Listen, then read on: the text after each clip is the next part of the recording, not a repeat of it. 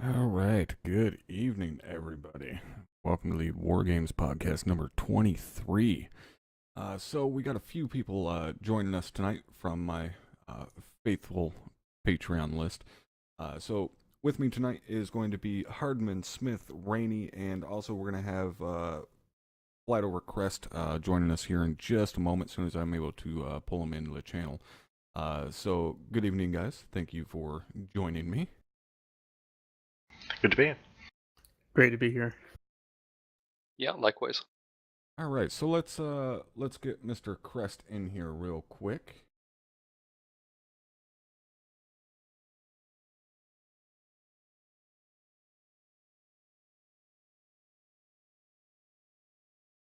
So very quickly to kind of get this going for everyone, and Mr. Lee, also known as Flight Over Crest, thank you for joining us. So to get this going, as I said, you guys are going to notice a couple of things different tonight. Firstly, that we're not streaming to YouTube as well.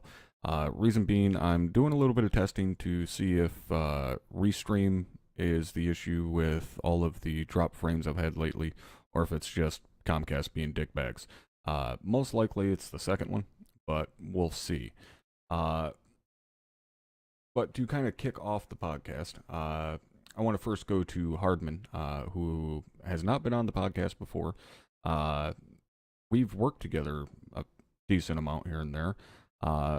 So Hardman, aside from you being upside down in the world, tell us a little bit about yourself. How'd you find the unit, and what is it you do here? So found the unit. I think I'm probably one of the few people in the unit who didn't come here from YouTube, actually. I found the unit through the ArmA 3 units page, basically sorted by size and looked at the top kind of three, and ended up here. In terms of stuff that I do, I am the Havoc 4-3 mortar section lead for Task Force Charlie. I'm in S1 as a recruiter and as a personnel clerk, and I'm in the missions team on S4.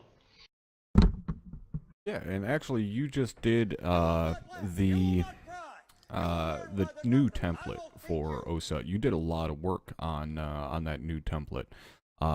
What did real quickly? What did some of that entail? Like, how much time did you actually put into that new one? A fair bit, but it's hard to kind of separate the time spent between stuff that was technically missions work and then I guess some of the peripheral stuff, I guess you'd say, like things like the weapon slides in the OSAT classroom, for example.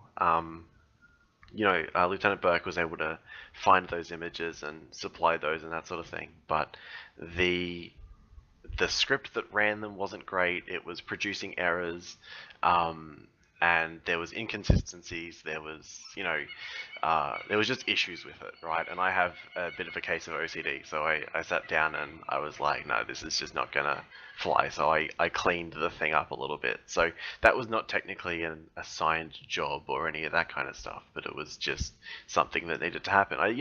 All in all, it was a couple of long nights kind of thing, and it was out of the way. It was not the end of the world, but there are little things that take a lot longer, I guess, than you necessarily think they're going to. Like the arsenal boxes up the top of the hill for day 2.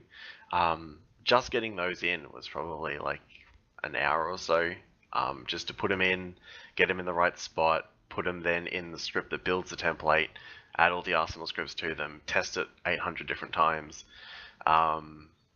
So there's a lot of backwards and forwards. Because it's all script generated, you can't just jump into Eden, throw an object down and click save. It's backwards and forwards, testing scripts and then rebooting the mission and all that kind of good stuff. But I enjoyed every minute of it. I loved putting that template together. All right, excellent. And guys, I am seeing the chat that you're for some reason only hearing me in the left ear again.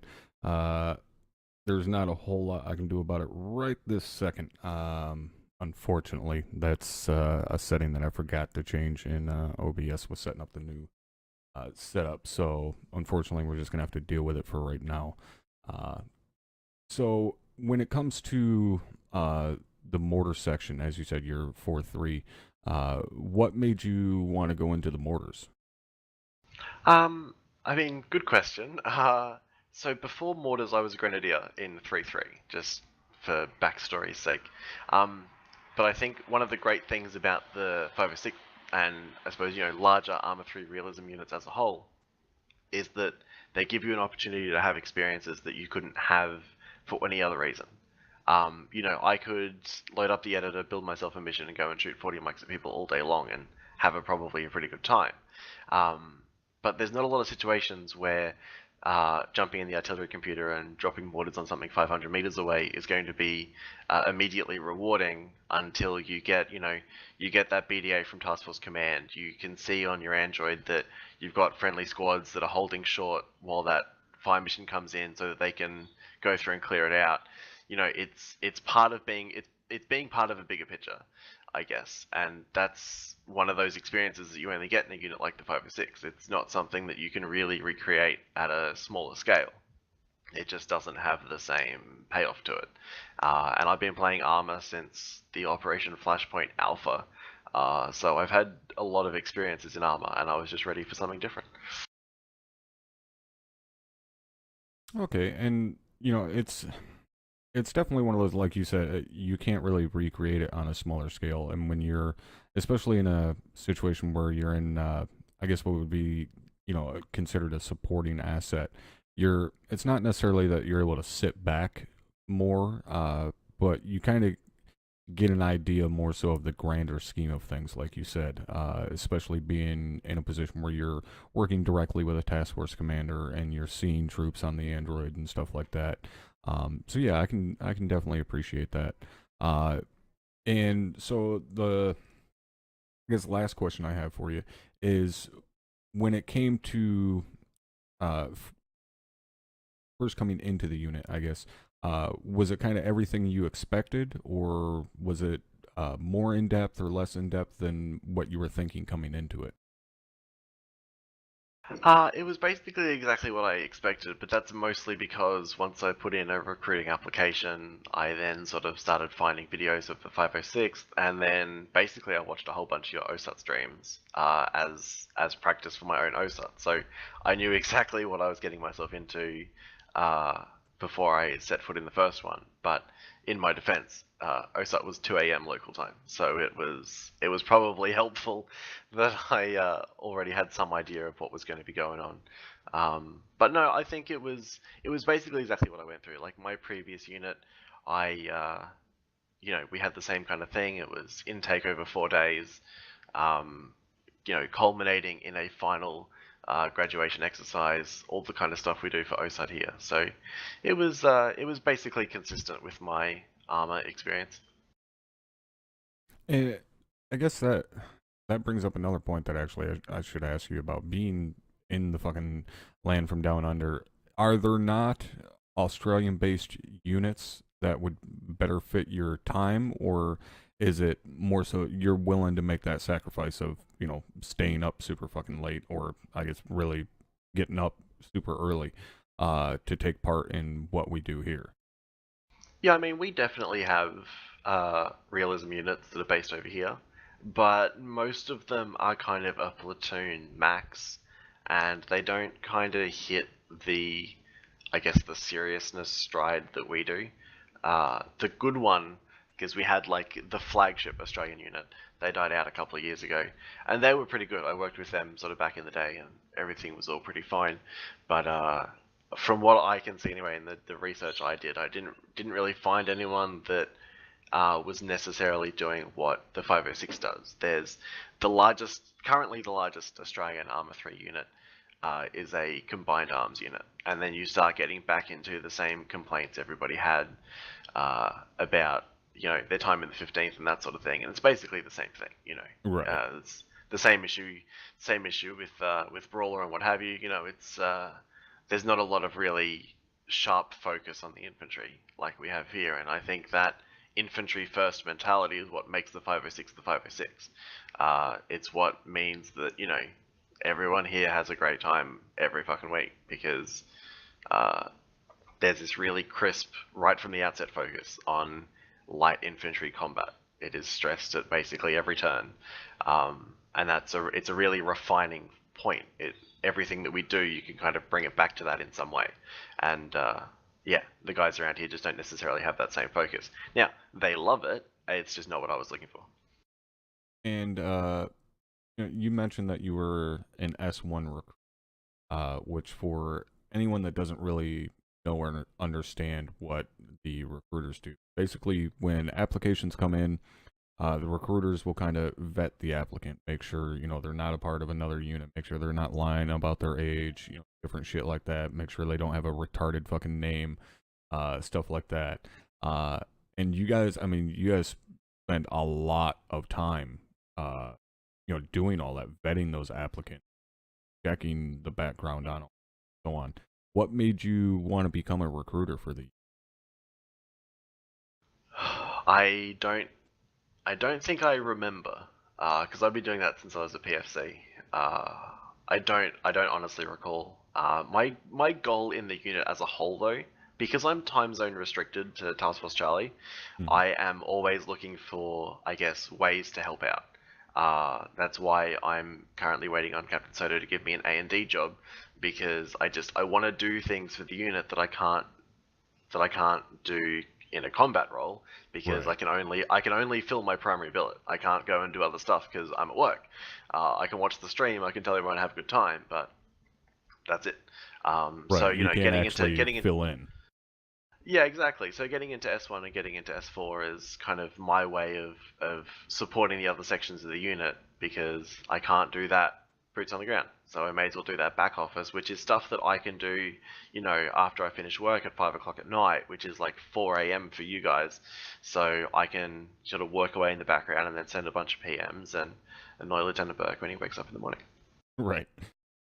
Yeah, and I have noticed that, because I'm one of those people that I'm always up super late. I only sleep for a few hours a night, so I always notice that you're like processing applications and shit at like 6 a.m. Yeah, exactly, which is just before I go to bed. Okay, so I mean, like you said, you've been here for a while now, and you basically put in as much work as you can, much work as possible behind the scenes because you're limited as to what you can do in the field. What only one day every, which is, I mean, it's obviously very fucking appreciated on our side to have someone that's willing to put in that amount of, so. Moving on, let's go to our next one, which is Sergeant Smith.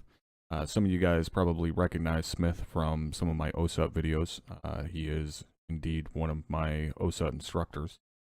So, Smith, what brought you to the 506? How did you initially find out about it? Do you want to come give it a try? Well, originally I've seen on the 506, well, first 53 MU from Drumstream, and I've been watching sometimes. So not stream first videos, and then that's when I started watching the streams. And I've been playing with the number 3 units for about a year or two, and I've been doing Armor 3 live. But I started committing myself towards Armor 3, 3 units. So I've been part of like multiple units that were never always steady, is always going to be closing. And in the last unit I was part of, technically I was part of the company, not company, but the whole unit HQ. But I was the platoon commander of the only platoon in 8th MU. So with that notifying me that the whole unit was going to close down due to monetary issues, which I was able to support, I said, let me not worry about this. Let me go to a unit that's actually sticking, that will be around for a long time. So that's why I decided to join the 506. So I joined 506, and I said myself, they got everything they've got. I don't have to worry about creating a training document, which is what I had to do, creating an SOP for my own unit. So I feel like, to me, this is something that's more stable for me to stay in and actually have fun, not worry about doing that much work to keep something stable. Right, so you came here to not do much work, and then you joined my fucking S3 department. Yep, I do. And that's the thing, like, for me, You I'm a done person who fucked just up. can't stay still. And well, you've been with me in S3 for quite a while now. And even before you actually joined S3, kind of a part of S3, constantly filling in and helping out with Luke. The time, we're filling in with Class Bravo and helping out and so on. But what made you want to become an instructor of the unit?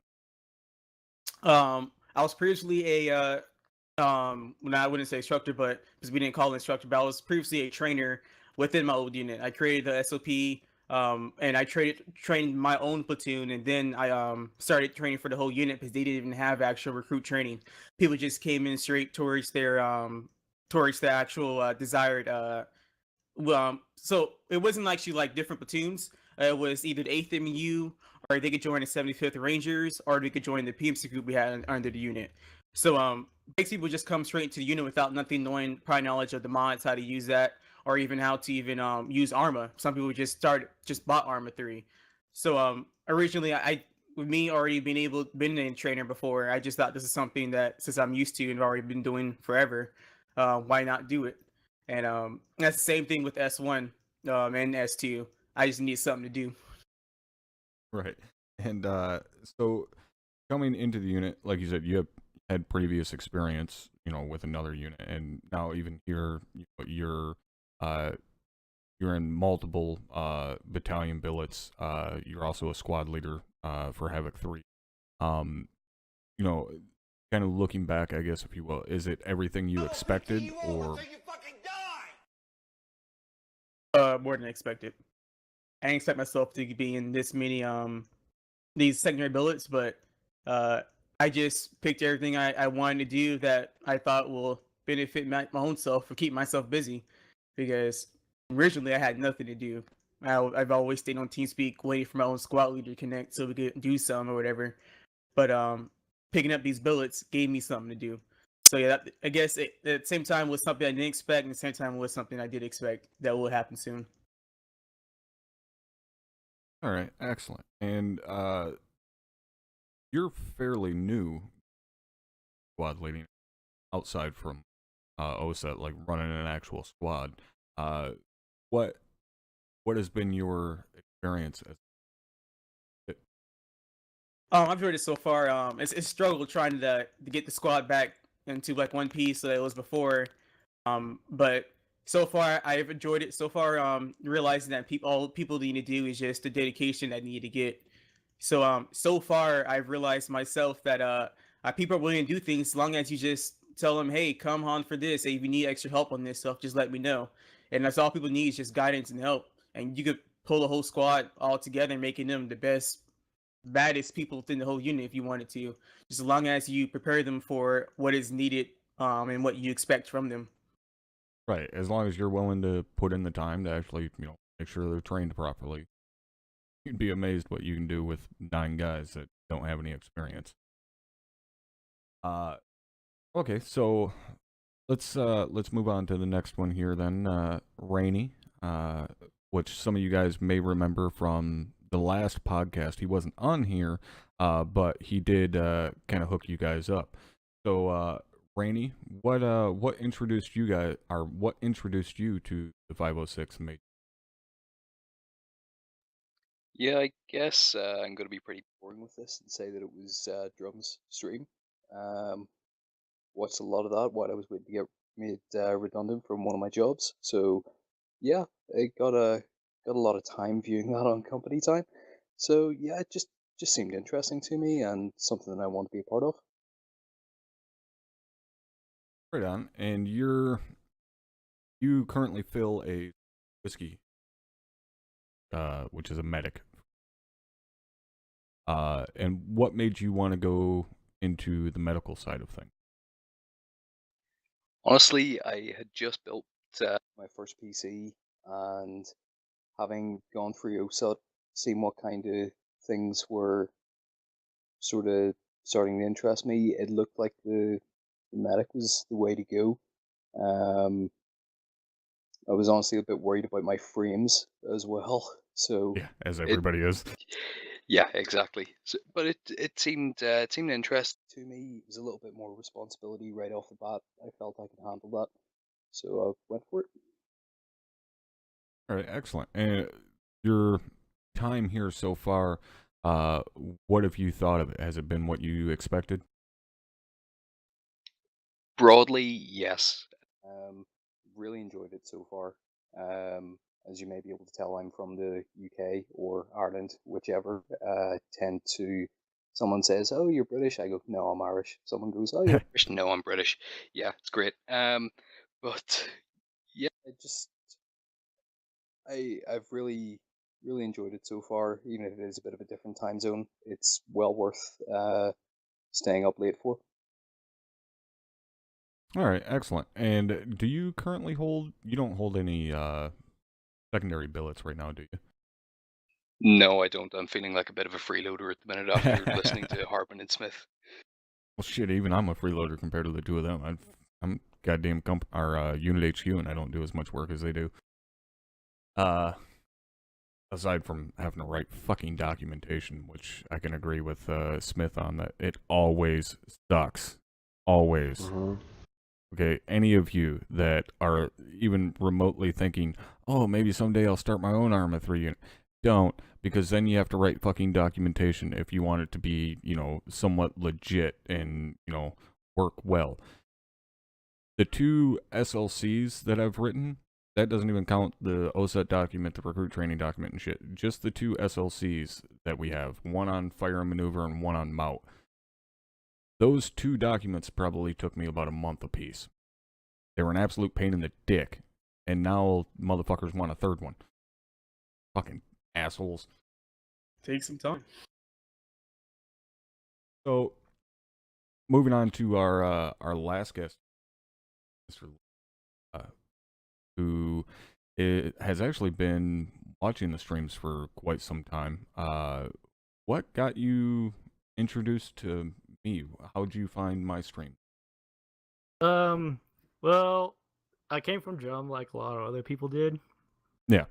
And you just showed up on one of my recommendeds one time. And then I really stuck with you because your personality kind of was similar to how I am. And then I don't know, I just started sticking around. I liked your take on a lot of things. I liked that you actually like, you know, when you're talking to the stream and everything, we get to see who you are. And then you started playing Assetto Corsa, which people in the stream in the chat know that I'm a huge motorsports fan. So you kind of just the stars aligned, and I was a Yeah. fan of ArmA, and I was a fan of Assetto and racing. So I ended up Yeah, just in sticking case around. in case the name Flat Over Crest does not give it away that you're a motorsports fan. And well, real quickly, I want to ask you, as you are a fan of motorsports and racing games and so on, what are your thoughts right now on the announcement for Assetto Corsa Competizione?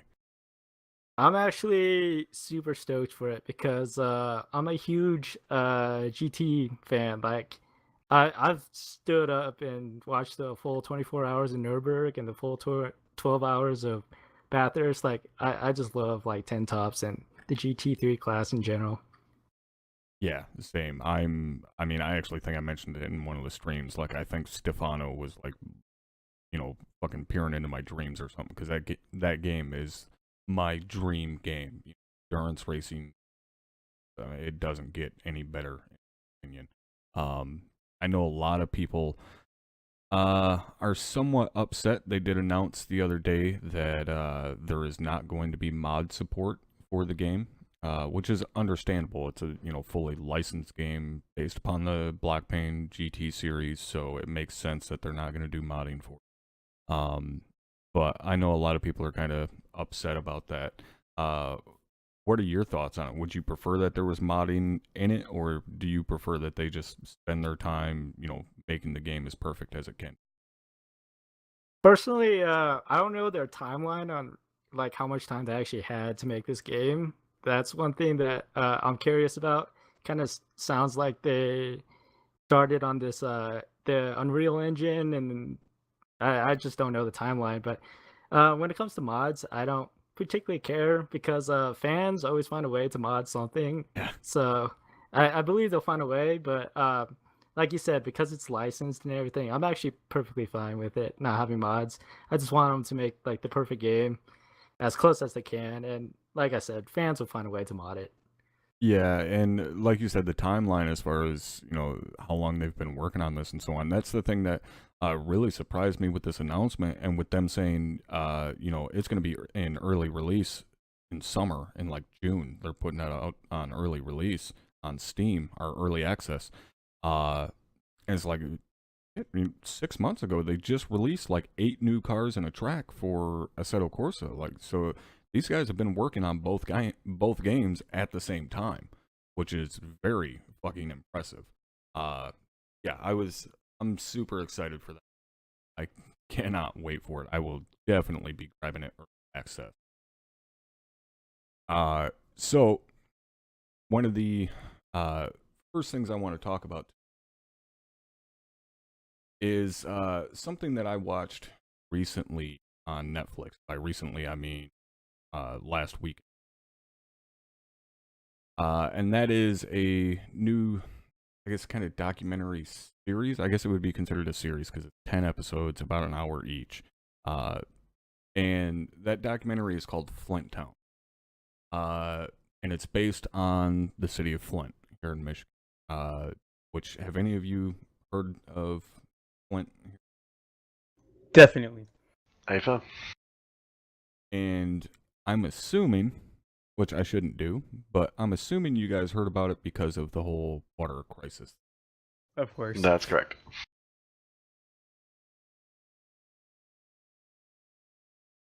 Well, as some of you may or may not know, actually probably most of you, Flint is my hometown. That is where I was born. That is where I still live. I've moved away multiple times and moved back and stuff like that. Your hometown. It's one of those things that it's always hard to leave permanently. But yeah, I do technically still live in Flint. I'm what's considered Flint Township, so I'm outside of the city limits. So no, I don't have fucking horrible water or anything like that. Even then, supposedly it's over. All of the water mains have been placed. Even then, still extremely leery, justifiably. Our fucking state government flat out lied to us and said, yeah, it's perfectly safe, and now motherfuckers are going to prison over it because of what they hid. But the thing with this documentary that came out, and I can't recommend it enough for you guys to go. I hope this documentary just becomes huge. I hope millions. But the thing about this documentary is they don't focus solely on the water crisis. Because the water crisis got a fuck ton of publicity. I mean, it was worldwide, the news that was going on here in Flint. I mean, I heard about it. Yeah, exactly. I mean, Hardman's on the other side of the fucking planet, and he heard about it. The thing about this documentary is they focus more so on the city itself and the issues that Flint has been facing for, 3 decades, which is that of a huge poverty problem after the factories pulled out. Anybody that doesn't know, Flint is known as Vehicle City. The reason it's called Vehicle City is because this was the home of GM. Everybody thinks of Detroit as, Motor City, and all 3 major companies were based in Detroit at Ford, GM, Chrysler. But the bulk of the production of GM vehicles was done here in Flint. And at the time, especially through the 50s and 60s, and even the 70s, GM was the biggest motor company on the planet. And this was a great town to be in. It had one of the highest median incomes in the world, the city of Flint did, because of GM. Back in the day, when I was growing up, if you worked for GM, you were made. You were fucking golden. You had a nice house. You were making fucking anywhere from $40,000 to $80,000 a year. And again, this is decades ago. So, I mean, you were making fat fucking cash. And then everything kind of fell apart. GM started pulling factories, or closing down factories in Flint and moving primarily out of country. There's one factory called Delphi that was a massive factory. And when I say massive, I mean the property that this thing took up was like 8 city blocks. I mean, huge. Square miles worth of land that is right in the center of the city of Flint is what this factory took up. And it closed. And they tore it all down. And now it looks like something out of fucking post-apocalyptic movie. Trees growing up through the concrete. It's been completely taken over by nature. Nobody can do anything with it right because of the fact that chemicals were used at that plant.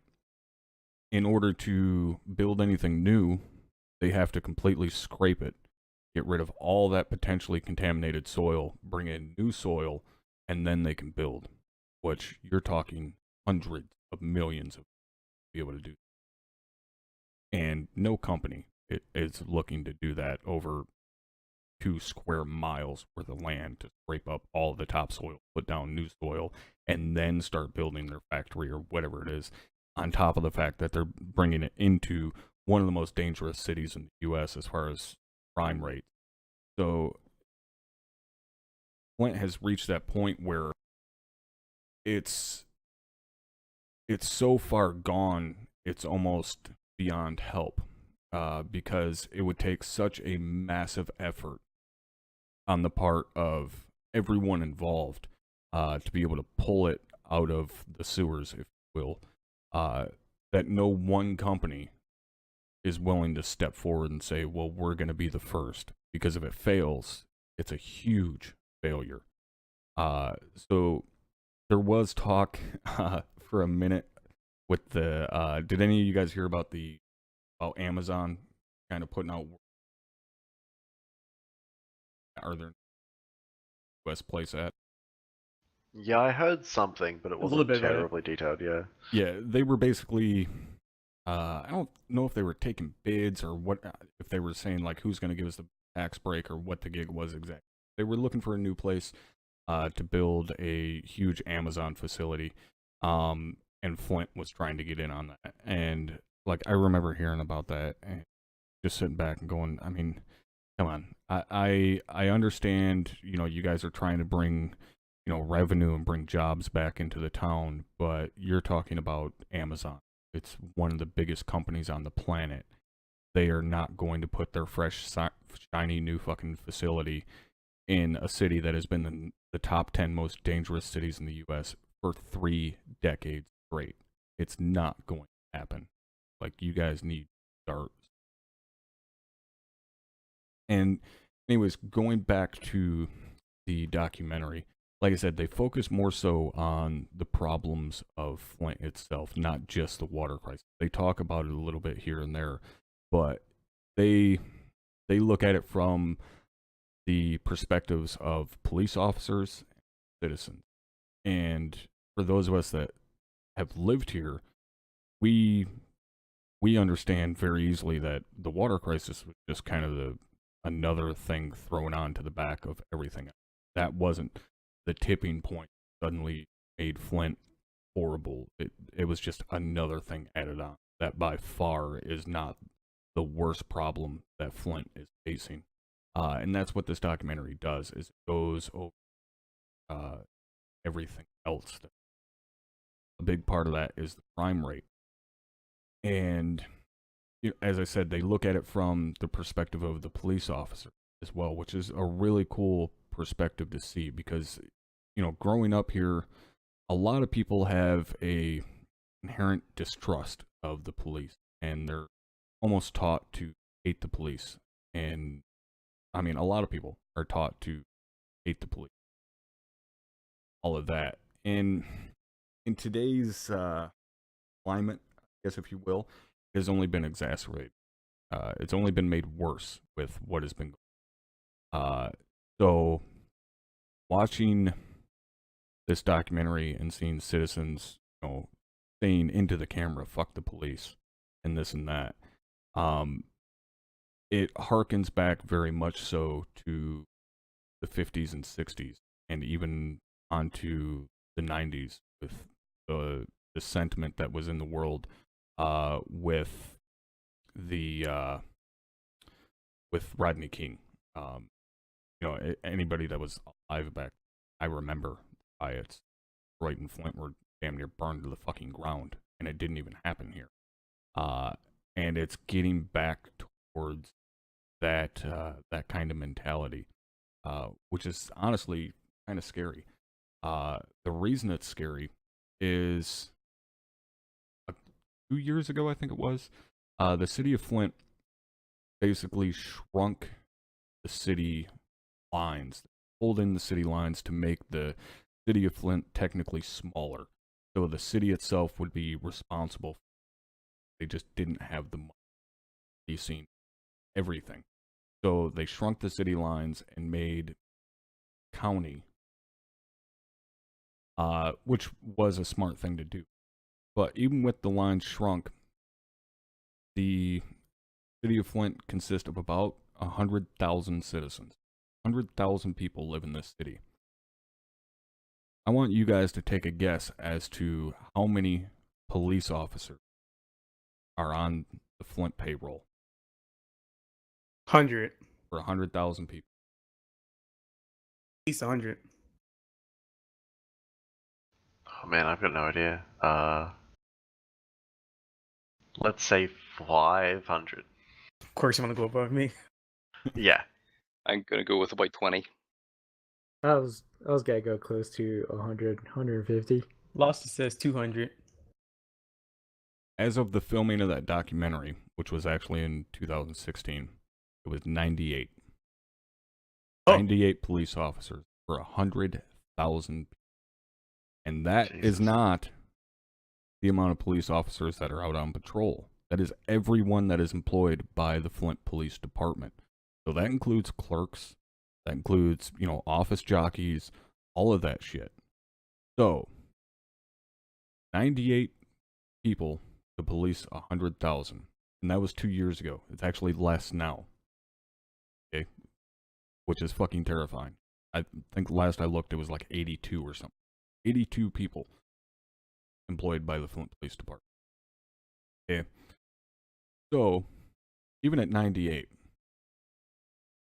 police officers, you figure, if even 20 of those are office personnel, shit like that, okay, so you got 78 people. Well, you have different shifts, right? You can't work someone 24 hours a fucking day, 7 days a week. So, Not yet. yeah, not yet. Well, that's still not everybody that's out on the street. So, obviously, nighttime is the most dangerous. That's when all shit goes down. How many people or how many officers would you guys expect to be out on patrol on an average night inside the city of Flint? 100,000 people. We want me to keep interrelated the 98 officers you have? Mm-hmm. You got 98 officers, 100,000 people. How many guys can you put out on patrol? I would say all of them. 35? Well, you can't put all of them out because you can't work. Need to. You got to have somebody to work during the day. You got to give somebody a day off. You can't work them 7 days a week, 12 hours a day. They'll fucking quit. I'm going with Hartman, 35. I'm gonna go with 10. Close. 8. 8 cops out on what? patrol. That is 4 cruisers. But in actuality, it's not, because Flint does something that almost no other city in the U.S. does. Every one of their officers go out solo. It is incredibly rare for an officer in Flint to have a partner role, because the city is so large, so many people. They have to have as many cars out as possible. They have 8 guys on patrol. They have 8 cars out. You don't get a solo, which is why we can't get new officers, except for Question. Yeah. So did they even reach out to the county for either sheriff's department, if they do have a sheriff's department, to help them out in patrolling? They do, however, you have to take into account Genesee County is massive. Sheriffs are responsible for all of it. So they do have help from the county. However, even county officers, adding them in, it's not enough. At one point in time, the Flint Police Department consisted of 300 personnel, and it still was one of the most violent cities in the U.S. And now they have a third of that. Now, there is also the state police. There's a state police post here in Flint, but I think they only have 5 officers from the state police, not including the special task force, which the special task force is only active during the summer. They send them out elsewhere throughout the remainder of the year, but during the summer they bring in a special task force of, I think, 15 state troopers to try and help out, as well as, running the helicopter and stuff like that. So they do get a little bit of aid, but again, when you consider that a few years ago they had 300 personnel and we were still, on the list of the most violent cities, and now they have a third of that. There's only so much they can do. They can't respond to every call. It's a joke here in Flint that if you call the police for shots fired, see them sometime tomorrow. It's said as a joke, but it's real. There's a part in the documentary where they're called out for shots fired, or for a strong arm robbery out in front of a guy's house. Dude fucking schwacked him in the back of the head, knocked him down, stole all his shit, and disappeared. Guy got into his house, called the police. They didn't show up until the night after, full 24 hours later. Reason for that being, Flint Police emergency call line, the 911, fields over 1,800 calls a day.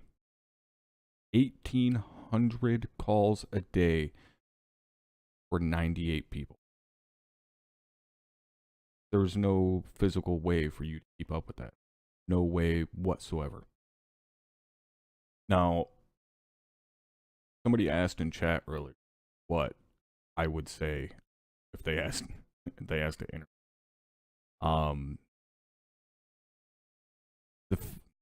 The problem is that as a normal citizen in the city, you can't trust any level of the government. And I'm not one of those people that is always, you know, fuck the government, this and that. This is based upon the fact that we had a former mayor that was fucking, had been arrested and charged with insurance fraud. We have city councilman, a councilman that was actually in that documentary. This is prior to him doing this shit. His name is Eric Mays, I think.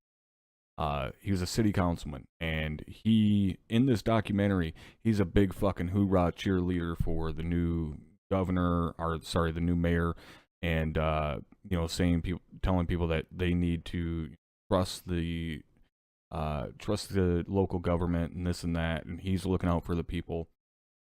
Sounded all great and everything. About 6 months, I'd say, after that documentary was finished filming, he was caught pawning city property to buy alcohol, and was also charged and convicted of.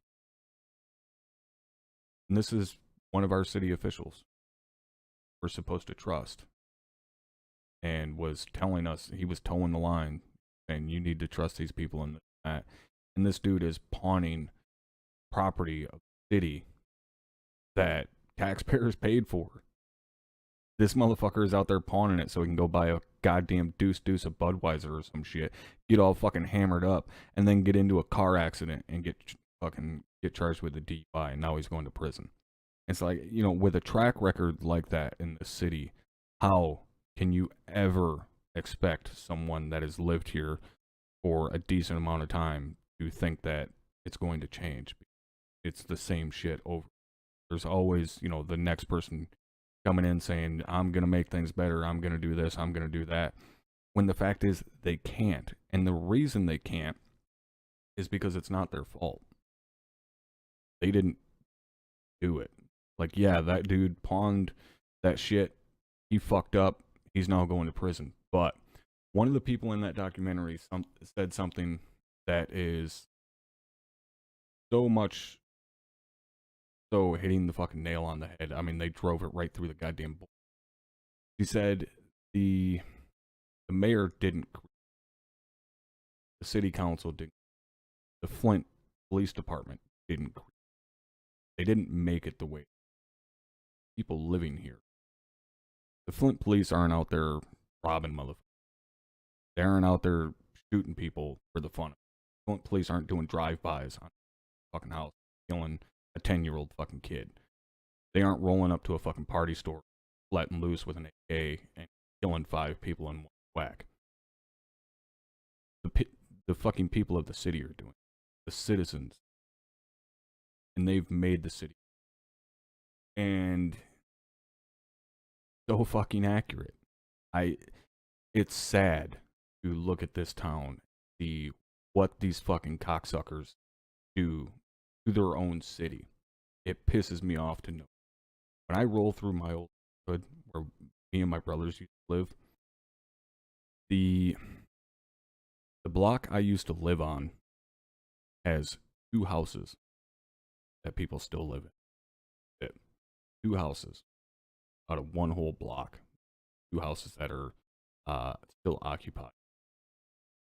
All of the rest of them are abandoned, boarded up, burnt, broken into, windows smashed, trash everywhere. I mean, it just completely destroyed. And apartment didn't, that fucking mayor didn't roll down to that house, fucking dump some gasoline, light it on. Some fucking piece of shit that lives a block down the street did it. Because, good, nobody was going to stop him. That to me is the biggest fucking problem here, is that nobody gives a fuck. They have no respect whatsoever for their own shit. When I can roll down a street and there's somebody's house that's got fucking garbage thrown all over the front yard, fucking 8 cars sitting out there, shit, they don't give a fuck. And how are you supposed to improve and help a city? People that already live there don't fucking care what happens to them. How do you And again, that's I guess the underlying problem. Flint got a lot of publicity for water crisis.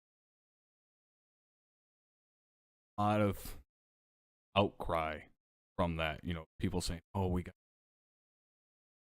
got to do this and that and help these people." A lot of sympathy for, honestly, a lot of people that don't fucking deserve it. Yes, there are a lot of innocent people, and yes, they've been taken advantage of. You know, the fact that the Department of Water was still forcing people to pay their fucking water bills for water that they absolutely fucking criminal, and every one of those cocksuckers should be charged and convicted for fraud at that point. But it's not just the government. They are not the only people fucking living here are to blame. They're just as much responsible for the decay of this. And being someone that this is my home, living here, it pisses me so much that, you know, I have to worry about, you know, oh, is my sister safe? Or right? Well, no, it's fucking 1 o'clock and that store is on MLK and Dayton. No fucking way go in there because I wouldn't. Like, that's absolutely ridiculous. And the thing that gets me is as all of this stuff kind of comes to light more and more, for me, it's normal to say, yeah, I won't go up to the north end of Flint at such and such time. I won't go up there. For me, that kind of shit is normal because I've grown up in it, lived in it. But for someone else to hear me say, you know, that on New Year's 3 years ago, there was 15 people murdered in a park, one shot. Well, not one shot, but a guy opened fire into the crowd, killed 15 people. And that was just one of the murders that night. There was one night a few summers ago where there was like 18 people murdered one night. And that's normal news for us. That's not like, oh my God, headline news, 18 people murdered in a night. No, it's just, you know, the news broadcaster comes on and says, oh, there were 18 homicides in the city of Flint last night. So, Jim, how's the weather? So that, you know, that's normal for us. But I guess for you guys, like hearing shit like that about the violence of the city and shit, like, does that stuff sound like shocking to you guys to hear, you know, that we average over 100 murders a year? Is that shocking news to you guys? Because for us, it's perfectly normal. Well, I mean, I'm going to give the expected Australian response, which is Jesus Christ. Because I mean, as a country, we have less than 100 murders a year. Like, it's not a thing we have. So yeah, that is some pretty crazy numbers. The city I live in, which is my hometown is Boynton Beach, and I know for sure, like, the area where we live in, there would be crimes, but there's not really that much murders that would go on. But you always will be hearing some shouts going out, as sometimes police sirens. But there's not really that much murders that will happen in the town I live in. Maybe one or two, maybe a month or whatever. But 100 a year, or even more than that. Yeah, that's something I never experienced or even heard about that can happen. And then Flint having that makes me not even want to even live in Flint. If I ever had parents with me living in Flint and I have to go to school and you get shootings happening every time, I value my life more than just want to try to make it to school. I'll beg my parents to take me, can we go to a different town or some different county or whatever. Yeah. Yeah, and as Aaron mentions there, nobody gets murdered in Australia because nature kills hundreds every day. Yeah, we don't need to kill each other. The fucking environment's doing it for us. Yeah. And yeah, as Patty mentions there, Cincy's pretty rowdy too. But somebody asked a while ago in chat, if it's so bad, why still live there? It's almost hard to explain. Flint has this incredibly odd pull to it that I've never experienced living somewhere else. I've lived all over Michigan, obviously spent time overseas and stuff. And Flint has just this personality to it that no other city has. Obviously it's dangerous. It is a bad place to live for some people. A lot of people wouldn't agree with raising children here. Even I'm having a tough time justifying, raising children here. But it's one of those where I guess I'm a reflection of my city, and the city is a reflection of me, if that kind of makes any sense. Like, obviously I'm kind of rough around the edges. I'm a bit of an asshole. I'm quick to, kind of go off. I have a short temper. And part of that is a direct result of where I live, where I grew up, and, kind of the shit that you have to deal with while you're here. And I don't necessarily think that's a bad thing. Obviously, or I guess not obviously, but, I've dealt with shit that most people shouldn't have to deal with, being, robbed at gunpoint, or, watching a friend get murdered. That's not shit you ever want to deal with, but it has made me the person that I am. And this town turns you not necessarily into a pessimist, but as my dad always said, we're realists. We know how the world really works. And when you grow up in an environment like this, I'm not going to say that nothing can surprise you, but it's you can get accustomed to things very easily, and when shit does happen, you're kind of better prepared for it. And that's what this city has kind of done by, I guess, raising me, will. Now, why would I still be here if it is so bad? Again, it's got that pull. They're, aside from Detroit or Saginaw or Lansing, they're the other three major cities, which all three have huge crime problems as well. I can't, go to a diner at fucking 6 a.m. and order a cheeseburger for breakfast. I can't go do my grocery shopping at fucking 4 a.m. because I hate dealing with stupid people. Yeah, exactly. I can't be outraged because I am already pissed off. Yeah. I can't be shocked because I've already seen it. But that's what, honestly, that's what pisses me off, though, at the same time, about the other people in the city, is that, you're fucking it up. Like, you're just making it worse. And, it doesn't have to be that way. Like, Flint can still have that same kind of attitude that it's honestly always had. But you don't have to fucking shoot motherfuckers for no reason to have that same attitude. Philly has crime problems, but not as bad as what Flint does. And Philly is one of the toughest fucking cities out there. Like, you meet people from Philly, you go to Philly, like, you instantly know, yeah, these are some rough and tumble motherfuckers. Like, shit goes down, they'll be ready to fucking scrap. But they don't need to fucking shoot each other to do it. But that's what kind of annoys me. But I still stay here because the city just has a draw to it that you can't get anywhere else. And I mean, I guess I should ask you guys, do you guys kind of feel the same way about your hometown? Does it feel the same way that you're always kind of drawn back to it? Yeah, for me, to give away a little bit where I live. So I live just outside of Denver, Colorado.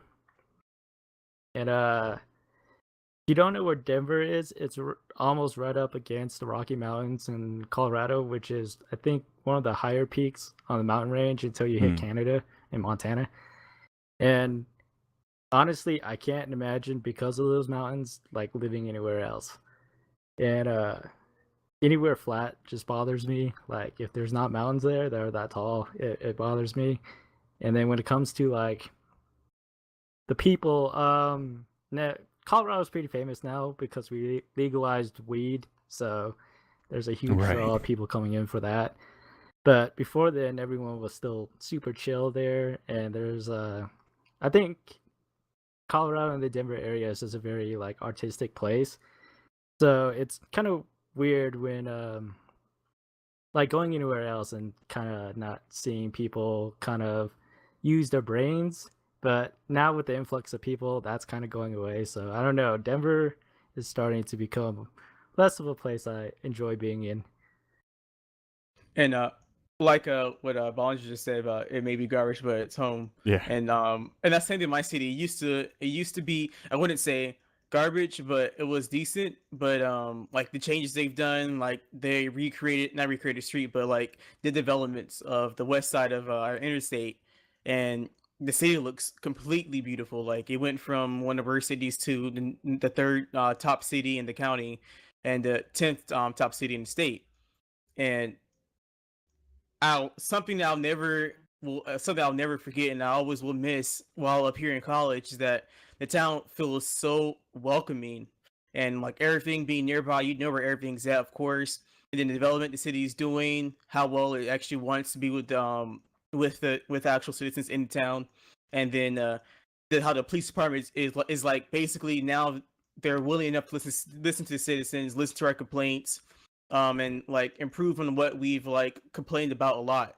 Them like, because where I live like one of the worst sides of town, and there's always shootings that happens, like I said, nearby, and especially at the recreation center where we always like to go to and have fun. And the recreation center actually has a camp as well for students after school who are in elementary school and middle school.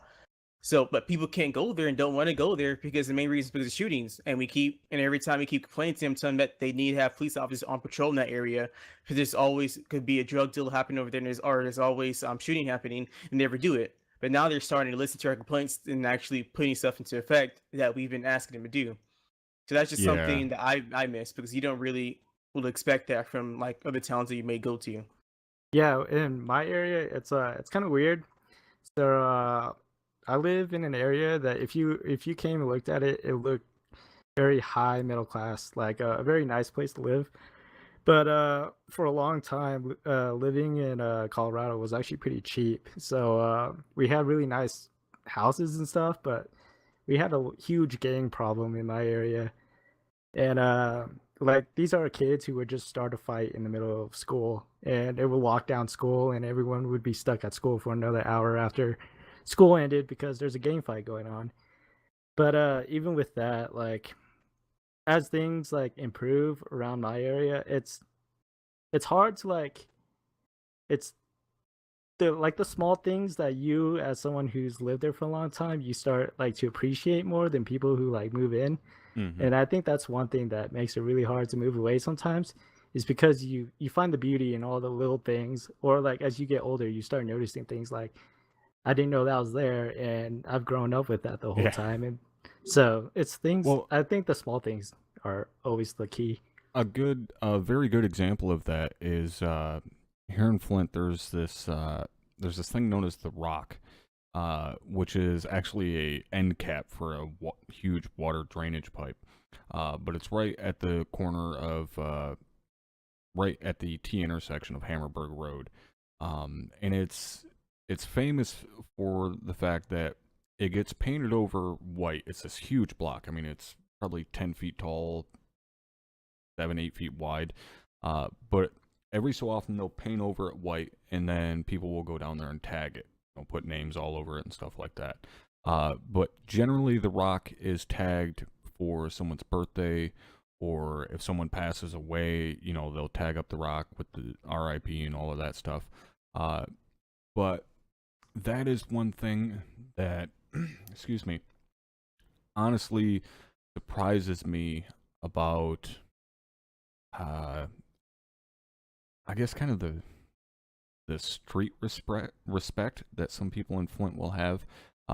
When someone passes away and the Rock gets painted, no one will touch it for days. They'll leave it up there purely out of respect of that person. When my buddy Adam was murdered, we went down there and painted the rock. And there was probably 50 plus people down there painting the thing. And it was huge news throughout the entire city when Adam was murdered. It was very public. It was all over the news outlets. He had the largest funeral in Genesee County for a non-government official. So we went down there and painted the rock, and nobody touched it for more than 2 weeks. Nobody tried painting it over it. Not even the city would go down there and repaint it white.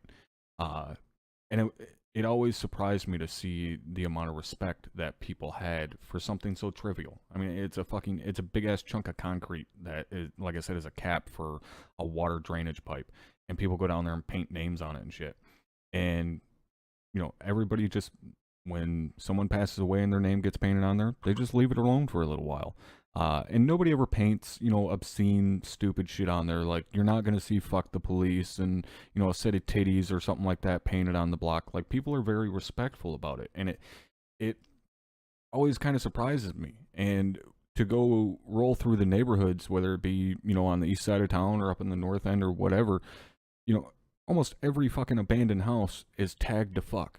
There's all kinds of, you know, they've got names on it, they've got fucking gang signs on it, so on and so forth, tagged all over these buildings.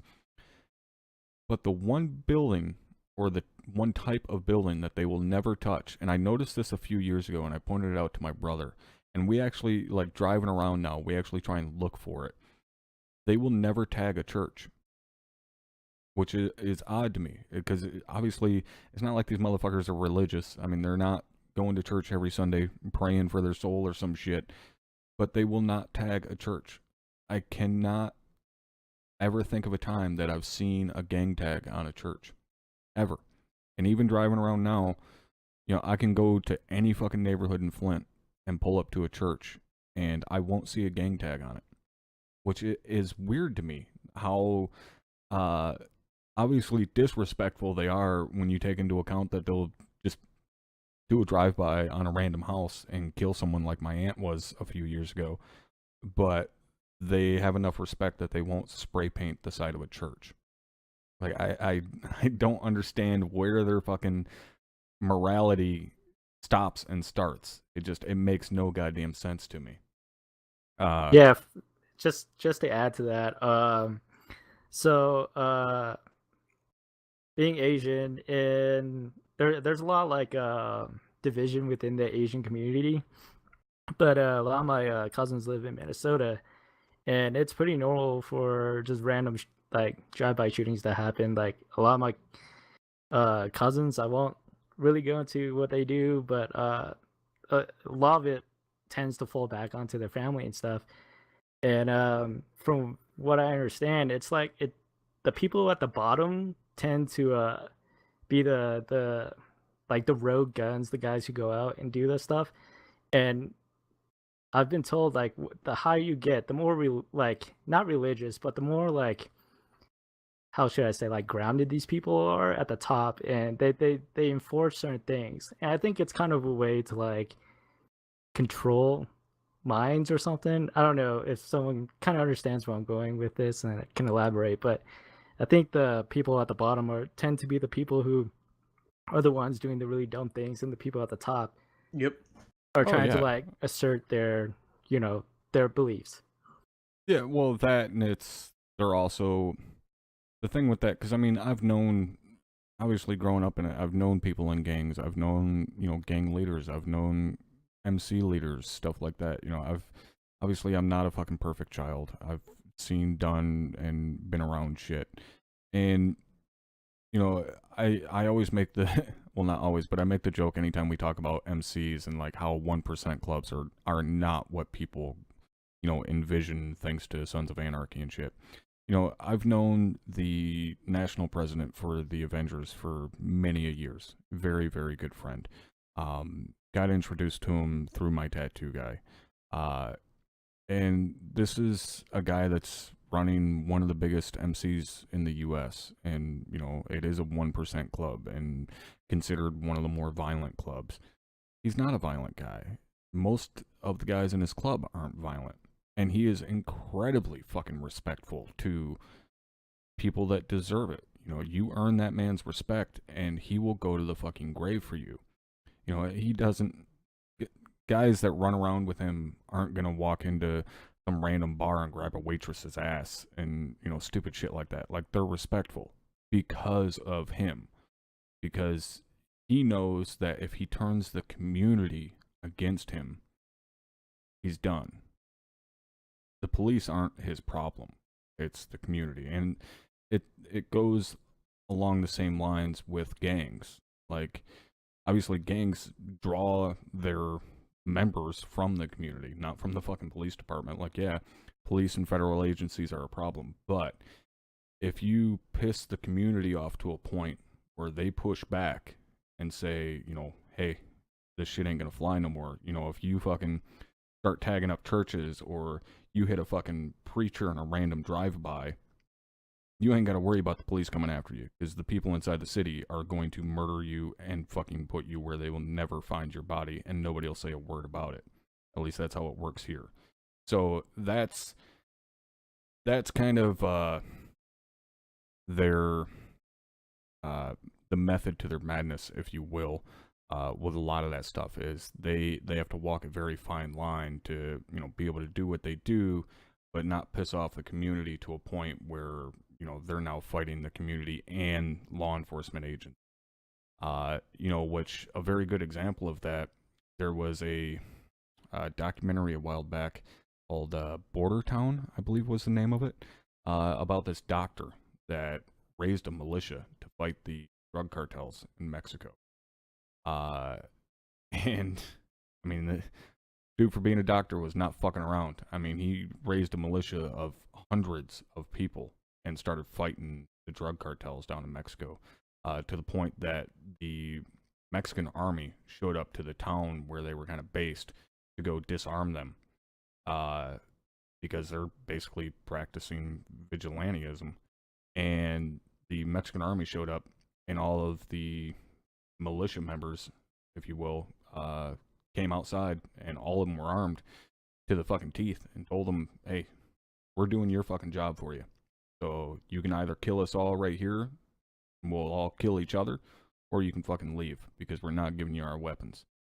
And the Mexican army ended up leaving. They had to turn away, because they couldn't get into a gunfight with all these people. They would have been fucking crucified for killing hundreds of Mexican citizens. And they weren't giving up their weapons, so they had to be turned away. So yeah, long short of it, you know, in that situation, the community is really the ones that they have to worry about. It's not so much the law enforcement agencies, because they've been dealing with those forever. They got their own ways around that, not getting convicted in this and that. But the community, yeah, and that's how it kind of worked out with my buddy Adam that was murdered. You know, he was murdered in June. And the police couldn't find who it was.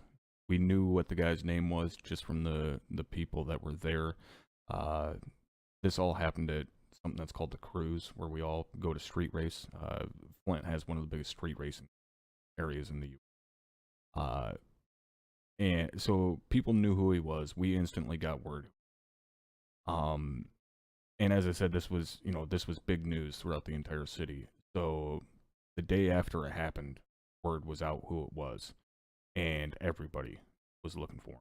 I mean, this guy went into full fucking ghost mode. I mean, there was no rock that he could crawl under that somebody wasn't gonna find him. But the city of Flint said, you know, they couldn't find him. The police couldn't find him. And this went on for about 5 days, that they were searching for him and couldn't find him. And Adam's mom ended up going to the FBI, because there is a FBI post here in Flint. And she went to the FBI and said, hey, you know, the Flint police say they can't find him. We've told them, you know, 5 different places that he could be at, and they haven't went to any of them actually searching for him. So the FBI said, well, this is something that we'll take on, considering how, not really how high of a profile, but how important it was to the community that this got taken care of. So the FBI said, we'll take over the investigation. 18 hours later, they had him in custody. So in 18 hours, the FBI did what the police couldn't do in 5 days. So they got him in custody, and he went to trial a few months later. The jury deliberated for all of 8 minutes before giving him 25 years. It took him 8 minutes to decide that he was getting 25 years. He didn't make it that 25 years, unfortunately, for any of his friends or family. And that's kind of the world he brought himself into, deciding that, he was going to murder an innocent civilian that happened to be very loved by a lot of people in this city and a lot of people who know other people. And he ended up getting snatched up by the FBI, charged, convicted, sentenced to 25 years, and he served, I think it was 6 weeks before somebody got to him inside. And that was it. He was dead as soon as they got there. There was no way they were going to resuscitate him. But that's kind of the world he brought himself into. And yeah, sorry. And I was gonna say, that just and the world's so small because that just is very similar to what happened to my grandmother's son, my uncle, and this is before my brother and I were born. And basically, my grandmother bought him a car due to the fact because he was doing so well in school, and plus he was gonna go to the army. He was in the military. He was in ROTC. So and because of that, and he was also wasn't in basketball. He was I wouldn't call it a superstar, but he was a top player within the basketball team. And his friend got jealous because all the girls went with him because it adds on addition that he had a car, of course. So one day, he gave his friend a ride, and his friend pointed a gun to him and told him to go to the church that was nearby, the current house my grandma lives in right now. And that's exactly what he did. And he went to the church, and then his friend told him to hop out the vehicle, walk towards the church, and then he shot him in the back. And then he ran away. And then my grandma heard about the story. She just like shook down, like she couldn't do anything, so like that as well. But our family is like relatively large because my grandmother's mother had 16 sets of twins plus additional kids. So the family, of course, was large and was span across the whole within the whole region, Florida and Georgia. So what happened soon enough was that same thing happened. They couldn't really find him. He was in hiding. And my whole family went to news, told them, "Hey, you better come out of hiding because we find you for the police do. We're gonna beat you up first, take you back to where the police can't find you, and then fuck you all up. We'll leave you on their fucking doorstep, battered and bloody." Yeah. And then he said the police won't find you anymore because we're gonna kill you and bury you up. So the next day later, he turned himself into the police, and we had an uncle who's actually in jail. I think his name, it wasn't Curtis, it was Clint or something. And he was in jail because he wasn't the smartest out of the whole family, and he said that he can't wait for him to go to his prison because he said that he's gonna get his guys to jump on him every day he wakes up. So they had to make sure that they didn't put him in the same prison that he was in. Mm-hmm.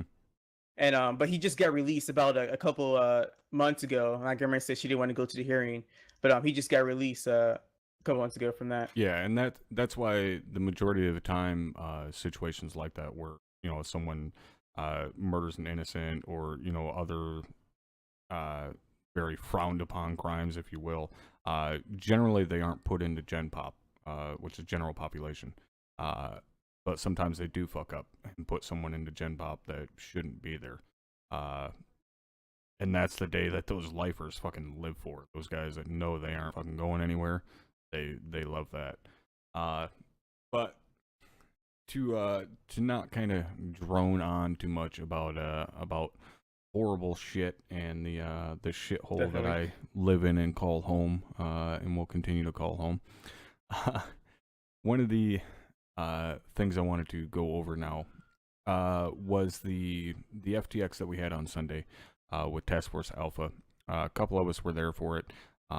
That's the video you guys have been watching in the background here. I was running with 1-3 Alpha under Sergeant Melius as squad lead, and I was carrying the 320, and Battle Buddy was Tell with the long gun. This series or this cycle of FTXs is R2P, meaning we don't do planning meetings or anything like that. We just kind of show up and they tell us what we're going to be doing. This one was a fairly simple foot patrol from 3 different kind of objective areas, if you will. And I guess it was a kind of a react to contact training. However, the reaction was kind of difficult given that most of the engagements were, beyond 500 meters. You can react to that, but as a rifle squad, we weren't gonna move far enough to be able to really get in engagement range. So for me, it was an alright FTX. We had a little bit of action. We did finally, get some CQC in. Got to shoot somebody in the back with a buckshot round. That was always fun. But from the actual training standpoint of it, any of you guys that watched the stream, if you watched all the way to the debrief, you'll notice that I brought up talking about information, the passage of information both up and down the COC. And I've noticed multiple times now filling in at a fire team level that's been a problem, that I don't feel as informed as I should be. I don't know what's going on nearly as much as I should. And I'm not really sure if that's a failure on my part when it comes to training, because I try and tell guys as much as possible, like, you need to pass information not only up but down as well. But I know, at least for myself, when I was team leading, and if on the rare occasion I do get to fill in as a team lead, anybody that's worked with me when I'm team leading or even squad leading, they'll tell you I am non-stop talking on, because I am constantly telling the guys with me everything that is going on. When I was squad leading 1-4, if 1-1 was engaging somebody on the left flank and we're way the fuck over on the right flank, we're not moving to help them, nothing. It has absolutely no bearing on us, really. I would still be telling my guys, hey, 1-1's over on the left flank engaging a squad. It doesn't really matter to them. It's not going to affect what they have going on, but still, they at least then have a better picture of the grand scale of everything that's going on. Even at a team, I agree. Yeah, even at a team lead level, when I was team leading in 1-2, me and Hammer, we did the exact same thing. When Franklin would pass down, hey, 1-1's getting engaged over here, we're just holding right here, I would pass that information down to the guys in my team. Hey, 1-1's getting engaged off on our left, but we're holding right here, so just maintain your sector. And like I said, it really doesn't change anything that your guys are doing, but it keeps them more informed, so that if that situation does arise where, we get the order, hey, we're moving over to the left flank to help out 1-1, I already know 1-1 is already engaged. They're engaging a squad size element. We're going to help. I already know that shit going into it. So now I'm not trying to get that information from the squad leader while we're moving to it. I already have the information. And Smith, as you said, you agreed. I mean, you're a squad leader. How vital is it for you that information not only comes up from your team leaders, but that information gets down to your team leaders? I mean, it makes your job easier, right? Definitely, and I think that's the way the problem is happening. Squad leaders don't tell team leaders where they're going, or sometimes maybe come from Tune HQ. And in my opinion, and I've always told my men that we got to start being aggressive so we could be at the front of the whole platoon. And you gotta let your squad leaders know what's happening. I mean, your team leaders know what's happening, because that just prepares them beforehand to tell if they hear, hey, 1-2, or I'm not 1-2, but 3-1's getting engaged by some infantry at this certain location. That should let them know, okay, we might be moving to support them or whatever, or assist them or be a QRF force. And if they hear that 3-1's getting attacked, and I tell them, hey, we might be moving, the team's already ready to move. As soon as start saying, all right, Alpha and Bravo, let's start moving a 2-3-1's position and support them and gain contacts from the eastern flank. My team leaders already knew that and are already ready to move. So that is something that helps the squad to move quickly, and this or that keeps everyone informed so they know what to get ready to do, either what formation to go on, putting a push magazine inside of their weapon system, should they use their thumper or not. So that's something I think is very vital for you to do, is letting every single person in the whole squad or the whole company know what they're going into and what's happening around them. Right. And that's, in addition to that, passing down that information as far as, what's going on to your guys, you can also pass down information kind of as you're receiving it. And what I mean by that is, at a team lead level, or, at a squad level, you can, say if you're a squad leader and your platoon HQ is giving you an order to move to such and such position. While they're giving you that order to move, you can easily key up your squad net and say, all right, stand by to move. And that just gets everybody kind of, not necessarily tensed up, but gets them, just ready to move and going, all right, I should be expecting a move order any second now. And same with team leaders. If your squad leader is giving you an order to move at such and such bearing, as soon as he's like, Alpha, I need you to move bearing such and such, you should already be on your team net saying, stand by for move order. And then as soon as they finish, say, all right, we're moving such and such bearing, let's go. And you can just go. And that's where, like, little tricks like that are not necessarily vital, but they can make things a lot smoother. And I'm not saying that it's easily done by any means. I mean, you're talking about, receiving orders at the same time that you're talking to someone else, which is not easy. It's something that takes practice to be able to, hear something in one ear and be able to say the exact same thing to someone else, and potentially having that person that you're saying the order to reading it back to you while you're still receiving an order. It can get overwhelming very quickly.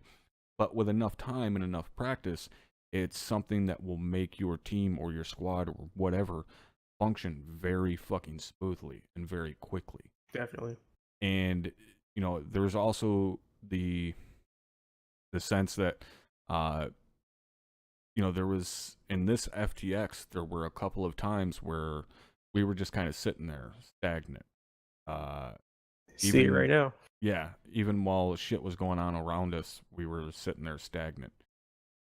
I wasn't a fan of that at all. We're sitting 500-600 meters out. There's no reason for us to be sitting there. If there's nothing going on, we're not covering anything. As you can see there, we're engaging guys that are fucking 800-900 meters out there. And it's like, yeah, we're a security element for the weapons squad. Okay, great. Everybody else has already moved up on the fucking town. The weapons squad can engage guys at 300 meters. I can engage guys at 300 meters. I can't engage guys at 900 meters. The weapons squad can, but only 2 of the weapons systems in their squad can engage at that kind of range, which is one of the biggest problems I have a lot of times with weapons squads. They put themselves way too far out there. Yes, the 240 has a very long range. That does not mean that a weapon squad is used as a covering element simply because those 240s can reach out there farther. That's not the point of them. The point of them is that they're a larger caliber fucking fully automatic machine gun that can put a lot of rounds downrange and kill shit with a 1 to 2 rounds. Okay, that's the point of a fucking 240. You still need to put the rest of your squad within engagement range, because as a weapon squad, like I said, you have 2 weapon systems that are capable of engaging an area target at 1,800 meters. Everybody else is still limited to 600 with their M4s. So why would you put your squad in a situation where only 2 weapon systems can engage? That's completely against what we do. You need to put every weapon system you have within range. So put everyone within 600 meters. 240s can still do their jobs, and the M4s are added support. So, that's a problem that I've seen a lot with weapon squads. And even when I was a weapon squad leader, if I was so far out there that my guys couldn't really do their job, I would be telling Platoon HQ, hey, I need to move up. And the majority of the time they would listen. Sometimes they would say, no, I need you to stay there for, such and such reason. Which, fine, if you have a legit reason that I need to sit there, okay. But if my squad can't do their job because you want me sitting up on this hill because you think that's what a weapon squad is supposed to do, no, fuck off. I'm the weapon squad leader for a reason. I am experienced with my squad and what their capabilities are. I need to designate where these weapon systems. And that's something that a lot of times people misunderstand about weapon squads. They don't function the same way a normal rifle squad does, in the sense that a weapon squad leader tends to be the most experienced squad leader in a infantry platoon, and they dictate where they go, if that makes any sense. Obviously, platoon lead still has command over them, but the weapon squad leader is the one who's experienced with those weapon systems. So he tells platoon, hey, this is where I need to set up. This is where I need to put, these guys, so on. And the platoon leader is going to go, okay, go ahead. So the majority of the time, the squad leader for a weapon squad dictates where it is they're going to be. But on top of that, there's also the difference that oftentimes weapons elements, one element is attached to the platoon lead, one element is attached to platoon sergeant and stuff like that. Obviously, there's some differences, here and there. But yeah, with this FTX, that was kind of the main problem that I had, is we weren't maneuvering at all. We were acting as a security element for a weapon squad that was 900 meters out that didn't need security. There was no threat to them whatsoever, and we could have all pushed up our OPs by, 300-400 meters and been perfectly fine. Wouldn't have been a problem at all. And that's, I guess little stuff like that kind of comes with experience, but to me, it's very easy to recognize a small mistake like that. Like, hey, we've been sitting here for fucking 10 minutes. I don't give a fuck where those guys are moving. If they've been moving this entire time, we're too far away from them. We need to push up. It's very easy for me to recognize small stuff like that. But I'm not sure it is for other people. What about you guys? Do you guys kind of find yourselves in those situations where it's like, okay, I really need to fucking move, like, let's go? Or do you more so just kind of wait for platoon HQ to say, all right, you go ahead and move. Okay, you go ahead and move, so on. For originally I was a tri team leader, and I got so used to my squad leader, with him being very aggressive, I don't really, and I can't really stay at one place for a very long extended time unless I'm just doing squad training, which is where I needed my teams to actually develop and learn that. But throughout the whole actual operation with the whole platoon, my squads are always gonna be moving. We're gonna stay in that position maybe 1 minute or so and make sure we get the whole place secured and cleared it out. But as soon as that's done, we're gonna be moving in less than a minute. And I think, and like we've always preached about so many times, everyone in the unit will most likely preach this every time, is saying, if you're not moving, then the enemy's maneuvering around you. And Right. and if you're staying too far away, and what I believe is that the 3 rifle squads can still keep on maneuvering, and you can still have a weapon squad still at least 700 meters or less next to you. And that's what happened during our FTX Task Force Charlie, at least recent one with the ambushes. And then you just hold for a quick minute, wait for weapon squad to get in, move about 200 or 300 more meters, then keep on moving. And you can keep the platoon moving, get into place very quickly if you wanted to, just as long as you just let the weapon squads and every squad leader figure out which place is best for them. Because all in all, the platoon HQ can't see what's out there. All they have is a macro dagger or a tablet on them, and all they see just the elevation markers, but they don't see what kind of foliage or concealment cover there's actually there for them. Right, and that's as Vert is mentioning in chat. Running a weapon squad in country, exactly. Like you maneuver just as much as the rifle squad. Yeah, you may not be kicking in doors and shit, but when they move, you have to move, and that's what I'm talking about. Like that's the big problem that I see is, the rifle squads will move, and the weapon squad just sits there, and it's like, dude. They're closing their engagement range, so you need to close your engagement range as well. Like again, it feels like common sense for me, but it's not, I guess, for most people. And I think, sorry, Top. I think that's a bit of a misconception too. That's had a little bit with the Havoc 4 side of things, which is we don't get to sit, 800 meters back lobbing shit out. And we don't have. I was having this conversation with some guys yesterday.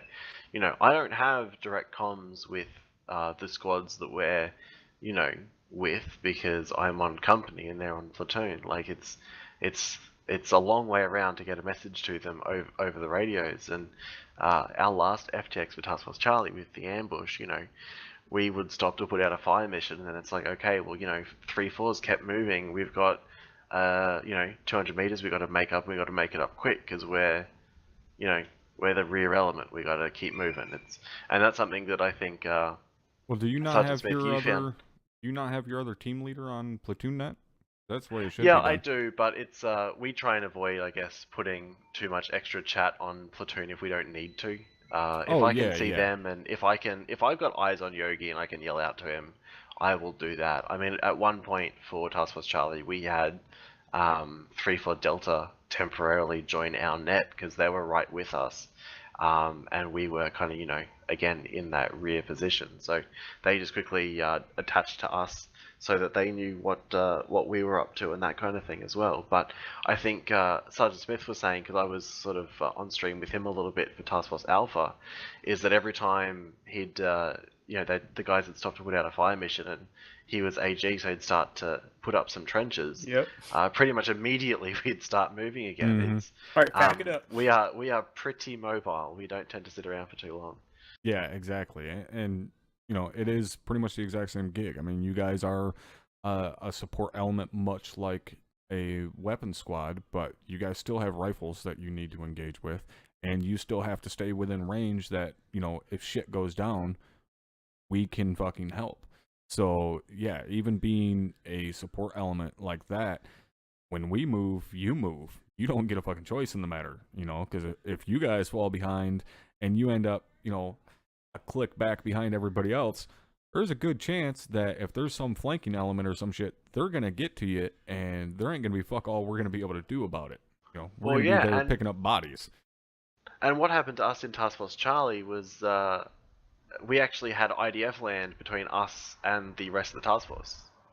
We had enemy mortars land between us and 3-4 as we were moving up to regroup up with them, and I radioed up to Havoc 6, who was Task Force Commander. I was like, 6, this is 4. If you don't hear from me again, this IDF has won.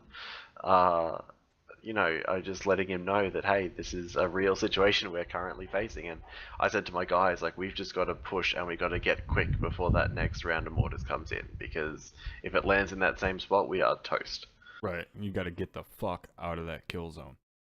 Yeah, I wanted to add, as an outsider and as a viewer, most of the perspectives I get is from whoever's streaming, and that's usually Drum and Brewer. And I've noticed that because you guys tend to lead from the front and you're always on the move, that sometimes there's a squad that's kind of waiting for you to tell them what to do, and they get caught out. They're separated from everyone else because they're kind of like, what's our next move? And they aren't taking like the initiative to push up with everyone.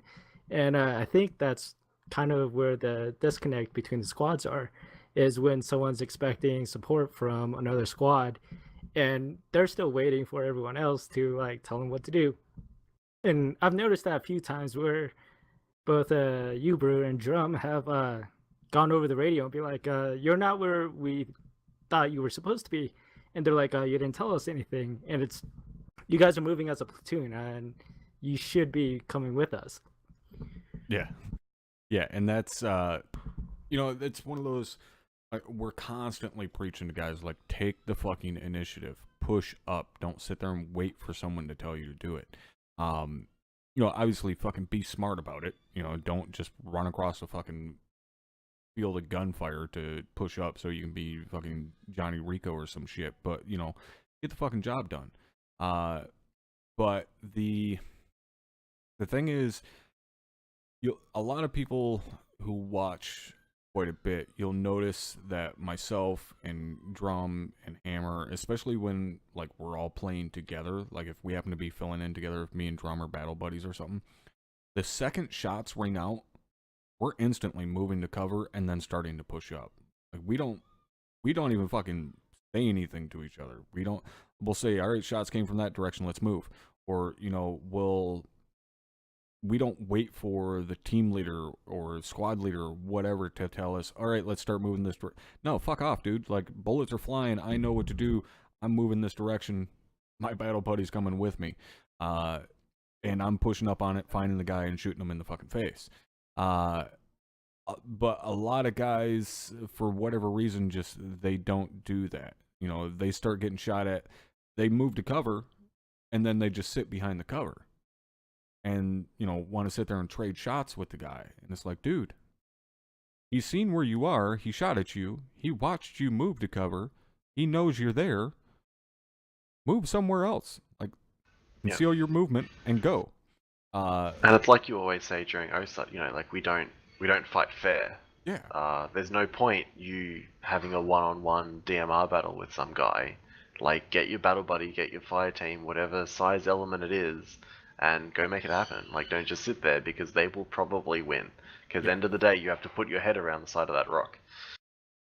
Yeah, and that's, again, that's kind of what this training was for, was react to contact, and that's because that's something that we constantly need to train on, because of that fact that, majority of the time, guys' reaction to contact is just get behind cover and then pop out from behind it, try to find the guy, and then try to shoot him. And it's like, no, like, he's already fucking shooting at you. Your job now is not to fucking pinpoint him and engage him, unless he starts engaging someone else. If he starts engaging someone else, yeah, then return fucking fire. But if he's still engaging at you, you're fucked, So you need to be able to react to it and start maneuvering around it. Which, again, it's something that we just instantly do, and that may just be experience, both in game, real world, and so on, or whatever. But it's something that I wish more people could do properly. I personally, I love filling in when I have a team leader who is fucking on point and just really knows what he's doing. And I don't need to suggest what to do to him, because he's already fucking doing it. Like, I absolutely love that. Because you guys will notice, I'll suggest to a team leader, hey, I think we should move over here. Or, hey, if we move up over here, we're going to have, better eyes in this direction, or whatever. And vast majority of the time, they'll listen to my recommendation. But me and Drum were actually talking about last week, the Squirrel mission that we did, the World War II mission. We were joking about how quickly my team was able to kind of get out of those shit situations, and none of the guys got injured, being me, Hammer, Hammond, and Trooper. And I told him, I was like, dude, for whatever reason, like, that mission, the two of us were just absolutely on the same wavelength. Like, every time you were, yelling to pull out or whatever, I was already in the process of doing it. Like, every single order he was giving that night, I was already in the process of getting the guys to do it by the time Drum was ordering it. And when you can get a relationship like that going and working that well, it makes the mission really. Like, I got very frustrated Wednesday because of, stupid shit that was done.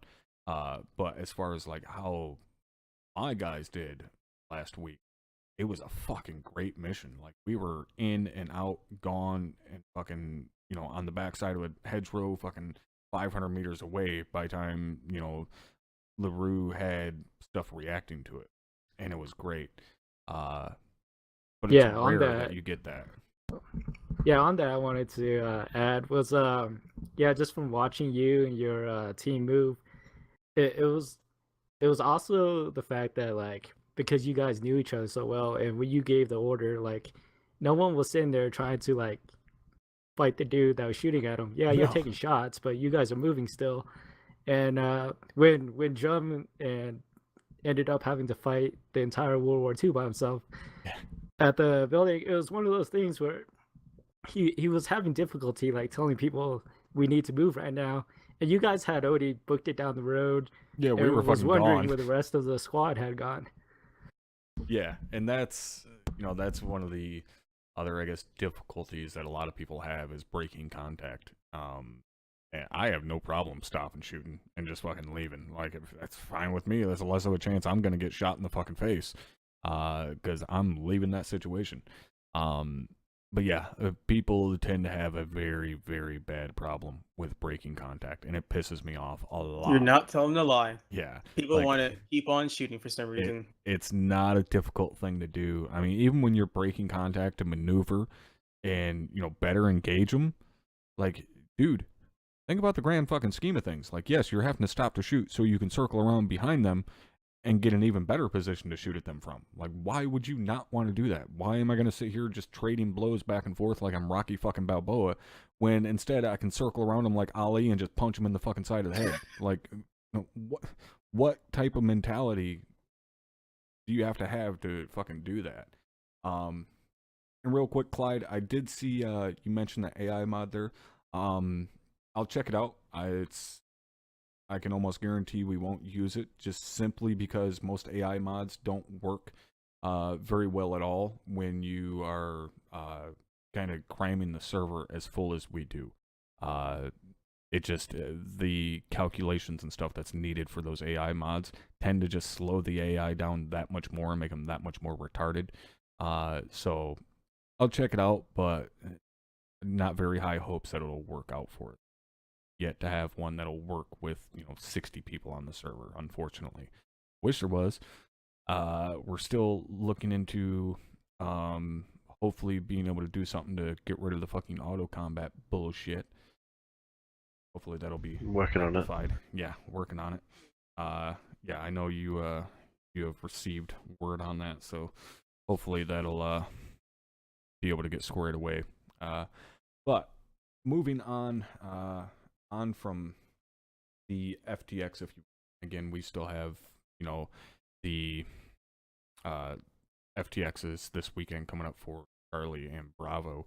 Are you guys looking forward to these FTXs being R2P2? Do you? I guess I should ask. Do you guys like the R2P2 FTXs, or do you prefer to get the op boards and know exactly what's going on? I'm a little iffy on that. I kind of like the R2P2, and I don't like the R2P2 because it doesn't allow me to train my men and get them ready for it. But at the same time, it allows me to know what is it that these guys aren't prepared for. If you get what I mean, like right into it. Because like the last R2P2 as well. So sometimes I like it or don't like it because it doesn't really give me a topic where I need to train on my guys beforehand to get them ready for it. Right, and it, like you said, it kind of gives you a chance to see if your guys can think on their feet a little bit. Yep. What about you, Hardman? Do you enjoy them? Yeah, I like it. It forces us, I think, to fall back on our training. I think it's more, in some ways, I think R2P2 is slightly more educational, I guess, because you get to go through it, as opposed to going, okay, well, today what we're going to do is we're going to do react to contact, we're going to move here, take some contact, and move to here and take some contact. Everyone is subtly prepared for the whole operation. Mm-hmm. Whereas if random contact just happens to start appearing, or if civilians just start shooting at you, then you have to go, okay, well, what I think we should do is this, and you have to just stick with it, right? Like, stay wrong. And then at the end of it, you get to look back on it all with a little bit of hindsight and go, okay, well, actually, X, Y, and Z instead. You're in a U.S. unit. It's C. Damn it. Fair enough. Damn it, But foreigners. So Rainey, what about you? Because I mean, you're really the, I guess, most junior of the members that are in here tonight. Do you enjoy the R2P2, or do you prefer to have the fully planned out FTXs? I think I'm probably preferring the R2P2 stuff, purely on the fact that things just sort of unroll, or they happen more organically, if that Right. makes sense. Oh yeah, absolutely. Yeah, it forces you to use your initiative, and like Hartman said, fall back on your training. It whenever you see the offboard and everything is much more planned out, and Right. it seems like everyone's made the decision for you rather than, I mean, obviously plans change a lot, but yeah, I like the way that it's been going in the recent FTXs. Right. And I mean, Lee, for you being outside, and since you're one of the very few people that I have had on the podcast that aren't in the unit, I'd love your take on, do you prefer watching the FTXs that are more kind of training focused, more informative, or do you prefer the campaign operations, like when we're actually deployed? To be honest, I enjoy both, but I do like the campaigns because like They tend to be a little crazier. yeah, because from what I understand, like you don't tell like only the top guys know what's actually going to kind of know what's going to happen, and it's nice to kind of see how everyone else kind of reacts to it. Sometimes you get like dirt moments where everyone kind of just stands there. It's like, we're getting shot at. Right. Do we go over there? And then you get actual moments. I think I can't remember which FTX, but Drum was Zeusing, and the fire maneuvering. It was on a hill, and like it was the one where like a tank column rolled down the road right at you, and you guys basically bumped right into him. And from seeing Drum's perspective, the fire maneuver in that was almost perfect. Like you had a 240 and you were actually leading one element. You just happened to be the first guy ahead, and then the other two squads had actually flanked around. It was one of those great moments where you guys weren't expecting like this convoy to roll straight at you with the squad, and you guys reacted perfectly to it. And then, like I said, you get other moments where people are just standing there trying to firefight with a dude while standing out in the open. So I think the unpredictability is pretty entertaining to watch. Yeah, and that's I guess I personally I like doing both. I like the FTX side of things to try and fucking teach guys and try and make our jobs a little bit easier. And obviously I don't mind teaching guys per se.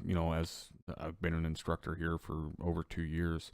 But I enjoy the deployments because of, like you said, the unpredictability of it. And yeah, the vast majority of the time I know pretty much what's going on, or what kind of the overall scheme of the operation is, and kind of what we're going up against. I don't really know like how many troops and how many vehicles and stuff like that, just kind of a general idea of what's going on. And I'll generally be in contact with a Zeus operator throughout an operation, just kind of saying, hey, clean this up, or, just little shit like that. But still, there are times where we have absolutely no idea what's going on or what is going to happen. Like I guess, biggest example being the end of the last deployment with the nuke. Almost nobody had any idea that was happening. Actually, I think aside from the battle captains in S3, I think myself and Rum were the only other two people in the entire unit that knew that was going to be happening. So it was pretty cool to see everyone talking about it afterwards and saying, "Oh my god, that was fucking nuts!" That we actually had a nuke go off and stuff like that. Like, we had been planning that had been planned since the absolute start of the planning for the deployment. Before we even settled on a fucking name for the deployment, it was decided that there was something big like a nuke at the very. So that was pretty fun to have kind of inside knowledge on, and just kind of sit back and, you know, I was lucky enough that I was the one that got to shoot the nuke. I was Zeusing for that operation, so I am officially the only person that has ever dropped a nuke in an official 506 operation. So that was pretty cool. But yeah, little things like that, the unpredictability of the deployments definitely make them fun.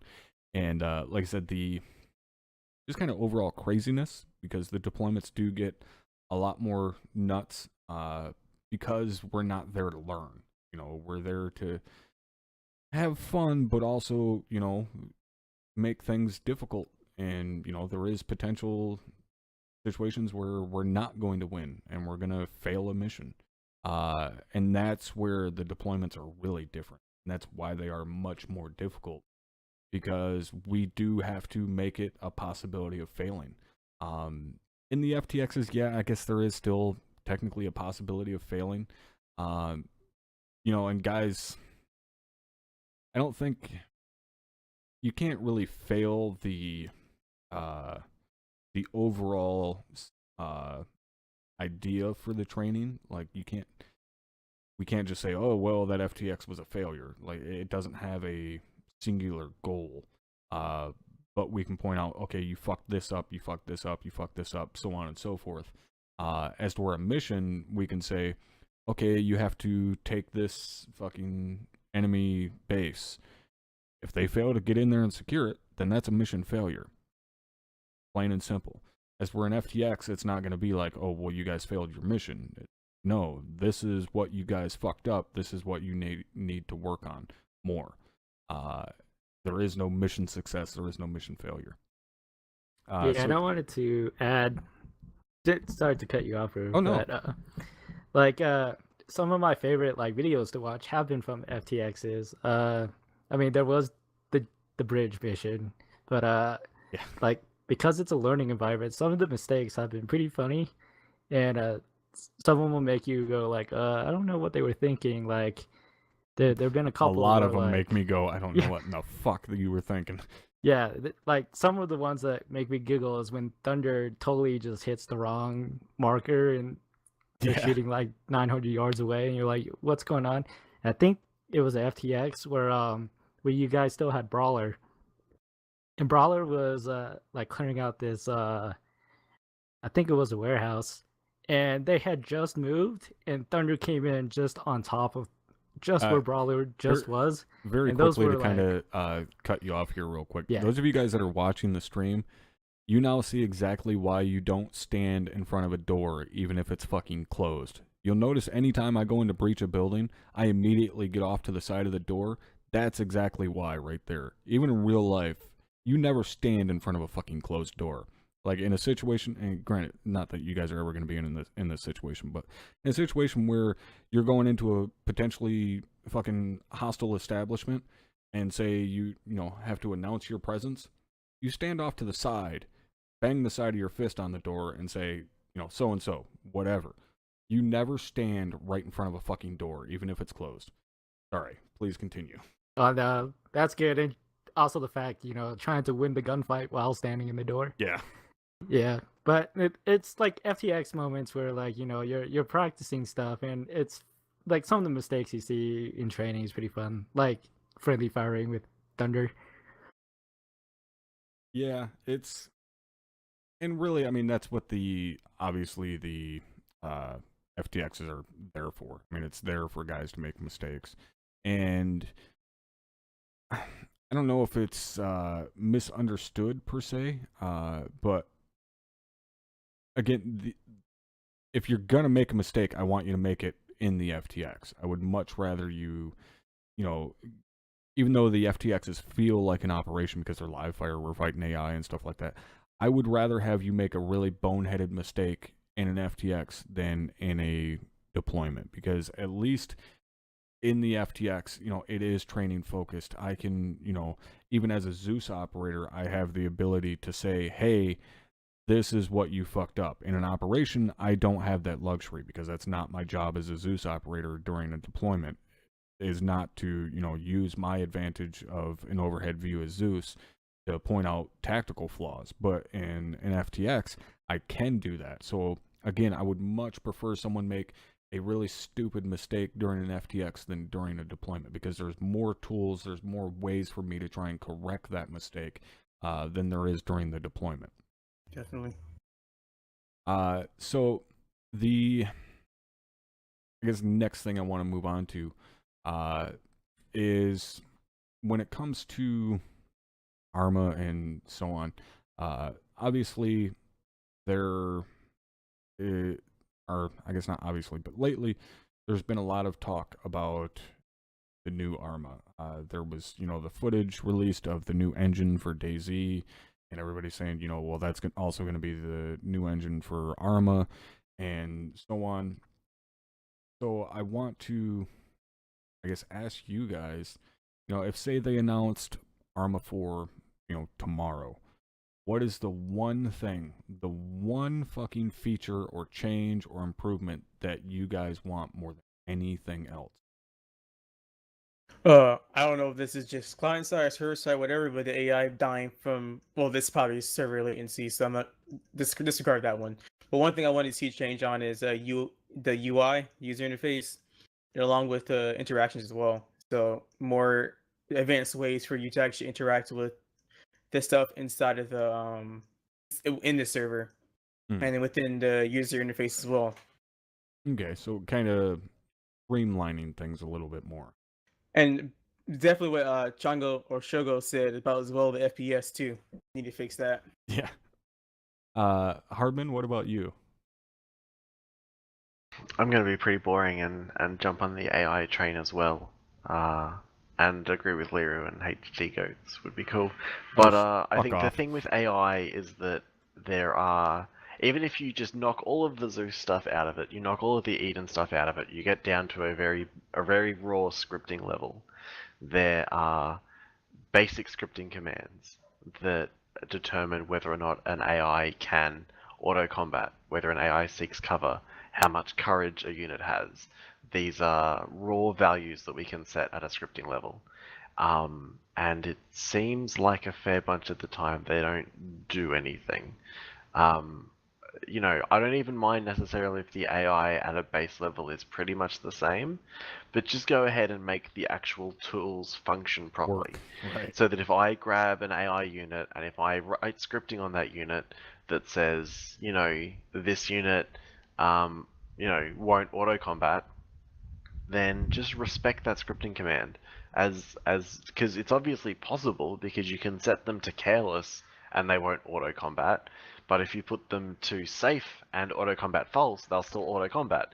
It's like there's clearly somewhere in the engine there is a possibility for a unit not to go combat. And it's not just the combat thing, it's the AI skill at a whole.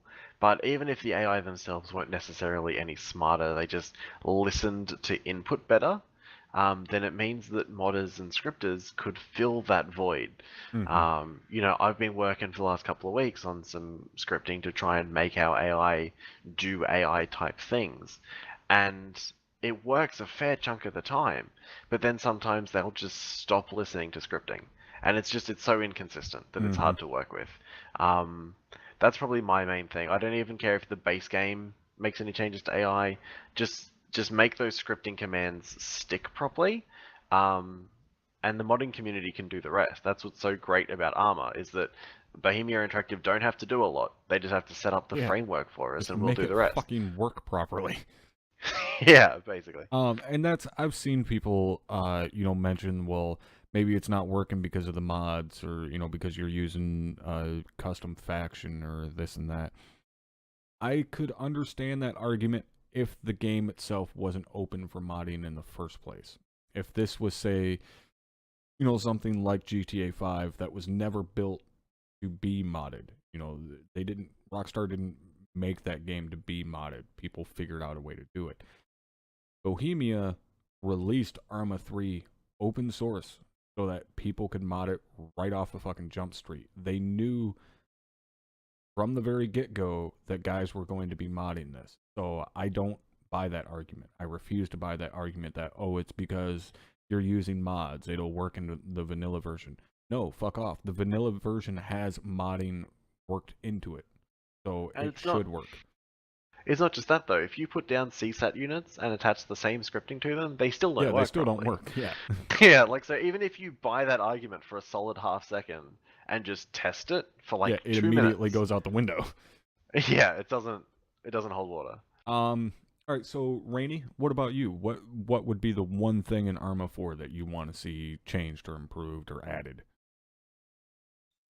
I think probably I've sort of just been thinking about this while you've been talking about it, but I think adding Ace Interact just into the base game, with the option to turn it off, for more casual Right. players, obviously. But yeah, I just think there's so many good functions with it that it would be disappointing if you didn't at least try the game with it at least once. Yeah, and I've heard people, many a time say, why is Ace not just in the game, or why is some type of system like that not in the game? And yeah, it is surprising they don't have some type of interaction system like Ace already built into the game, and I would be quite surprised if they didn't put something in. They would be stupid not to just go to the guys that do Ace and say, hey, can we have your stuff? We'll give you a couple bucks. So I guess Lee, not being in the unit, but you are a fan of ArmA, what would you like to see changed in it, even from just someone that plays it on their own, or someone that watches a lot of it? What's something that you would like to see changed in? Personally, for me, it would be the CQC. I just don't like feeling like a tank trying to squeeze through a door. Like, yeah, it like, is not fluid. On top of that, the AI phasing through walls, just because that's how you can get them to like move through a building. Like, yeah, just the whole CQC thing. Obviously, I bitch a lot about the AI and how retarded they are and how much they don't work. That one's pretty obvious that it needs work. Honestly, the thing that I would like to see improve the most is the optimization. And you may, think, well, why in the fuck would that even matter? I mean, you're able to run the game fine, you're able to stream it and record it at the same time and stuff. Yeah, I am, because I have a ridiculous fucking PC sitting here. Like, I pretty much built this PC around ArmA. I've kept upgrading it so I can run ArmA better. Not because I want to play the new fucking Call of Duty. Like, I don't give a fuck about the graphics of that game, or, like Far Cry 5. Yeah, it's going to look great on my system. I don't really give a fuck, because I'm going to play it for like fucking 12 hours and then never touch it again. As to where ArmA, I have over 2,000 hours in. And I'm, constantly upgrading to try and make it better. That shouldn't be required. Like, it's a fucking game that's like 6 years old, 7 years old, whatever. Like, I shouldn't need a fucking $3,000 PC to be able to run this shit at 30 frames a second while I'm streaming. Like, that's fucking ridiculous. There's no other game I can think of aside from Star Citizen, which even then, that's in such early fucking access form. There's no game I can think of that requires you to have this beefy of a system to get mediocre performance. Like, can any of you guys think of a fucking game that requires as much as what ArmA does? Nope. Nope, not that I know of. Yeah, I can't think of one. Yeah, and like Drum says, the weapon collision is being realistic, but yeah, I can't fucking go sideways through a door, and it's a total fucking pain in the dick to get through a door because suddenly my guy is like 5 feet fucking wide. But yeah, that would be the one change I would really love to see, is just better optimization, and not just for me. Obviously, I've already got the computer that can handle it. I don't really care all that much. It's just so often, we get the comments, whether it be in my chat, Drum's chat, LaRue's, so on, we get guys that I would love to have in the community, love to be able to play with us, that are just like, I can't play because I don't have a computer that can handle it. I can't afford a computer. I mean, me and LaRue spent 3 months getting money and gave a fucking computer to someone because we get that comment so much. It kills me that we have a game that's as old as it is, and there's guys out there who have been watching us for years that want to play with us, but they can't because they can't afford a fucking $2,000 gaming. And that's why I want to see the optimization fixed more than anything else, just to help try and grow not just our community, but just the ArmA community in general, and get more people in. So whether or not that'll happen, maybe, hopefully, possibly. I mean, it's a whole new engine, so we'll see. I don't know. And yes, Joe, the squirrel mission will be coming up after this one tonight. We are still doing the World War II stuff. What do you guys think about that? Do you guys, when we do like the squirrel shit, or like when you guys do fun ops or watch fun ops or whatever, what do you guys prefer? Do you prefer watching like where the secret squirrel came from, which is like the, modern like SEAL or Delta or shit like that? Or do you like watching like or playing the older stuff, World War II or Vietnam? Or would you rather see like the future shit like Halo, or like I've seen LaRue do like Crisis style shit? Secret Squirrel, in my opinion. So like modern military? Yes. Yeah, I'm pretty much in the same category. I mean, I don't really mind the other stuff. And end of the day, it's about you guys enjoying it, right?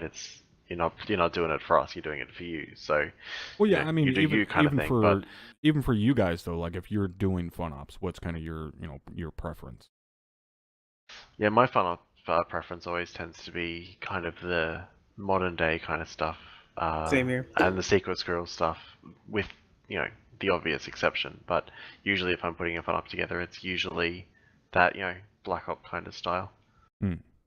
And then I do my fun op series, which is fucking in brawlers, and then you get just 4 Bradleys rolled down the road instead, which is the complete opposite. So Yeah. I mean, who knows? Yeah, but that's actually using the Bradleys properly. There's a big difference there. Rainey, what about you? What's kind of your preference? I guess I'd probably like to have a go at the World War II stuff. I haven't had a chance so far, but I'd like. you guys are playing EST, and I'm sitting here in the UK, so it's past my bedtime normally. Yeah. But yeah, I'd like to give the World War II stuff a try, I guess. I would like to give it a proper try. Hopefully it works properly tonight. Pretty much every time we've used it, there's been some kind of major issue for me. The first time we used it, it was the goddamn Thompson was accurate at like fucking 400 meters and insanely loud. And then this last time when we used it last week, I was just getting horrible fucking desync and just all kinds of problems and weapons issues and shit. So hopefully tonight we'll finally get a fucking good one and it'll work right for me. I'll keep my goddamn fingers crossed until I need to shoot something. Lee, what about you? What's the one you like seeing when it comes to stuff other than what we normally do? Yeah, so also to add onto a little bit before, like I would totally love to join you guys if my PC wasn't 5 years old and dying, and I can't even multitask on my computer with 2 windows open. But I enjoy watching the Secret Scroll stuff, but that's because I have a bit of a soft spot for modern tech, like all the modern M4s and sites and stuff. And I really like watching you guys working in a small squad like that using like modern technology. I would love to see Vietnam, but that's because I have a really soft spot for it. I have a lot of family who so just a little background, I came from Laos, and all my dad and my uncles all fought in Vietnam. They were recruited by the U.S. Army at the time. So I would love to see Vietnam, but as you know, jungles and ArmA don't mix well. Yeah. Yeah, that's personally I also would love to do kind of Vietnam era. You know, that's where the era of my father and uncles and stuff are from, you know, so I had a lot of ties to that growing up, I guess. And yeah, I would love to be able to do Vietnam stuff, but yeah, like you said, the jungles just don't agree with it. And yeah, as Bert says in chat there, it's a different Lee that we have in here, Bert. But yes, that Lee does indeed come from the World War II era, who I was actually with on Sunday night in the fire team running his saw as per usual. Those of you guys that don't know, the other Key Lee, who is in the unit, the old man Lee, Specialist? yeah, specialist, Okay. who will always be a specialist. I actually had someone say something at the other, who it was, but said something along the lines of noob or something like that, talking about Lee. And as I mentioned in the chat, you know, Lee is one of those, is probably the only guy in the unit I can never bring myself to yell at, because it would be like yelling at my father. Lee's a like 65-year-old Vietnam veteran, and the dude has seen and done more shit in his life than even I could imagine. So when he has a little bit of issues with technology, he accidentally hits his ling key or accidentally fucking holsters his weapon or something, I'll let it slide, because that motherfucker has been through the shit for real. And I mean really been through the shit. So, you know, that's one of those situations where it's not just respect for your elders, even if he wasn't older than me, if he had, you know, somewhat the same life experience as what he does now, I still wouldn't bust his ball. The dude is an absolute fucking badass. So that's why the majority of the time you won't really hear any of us giving him a hard time or any shit like that.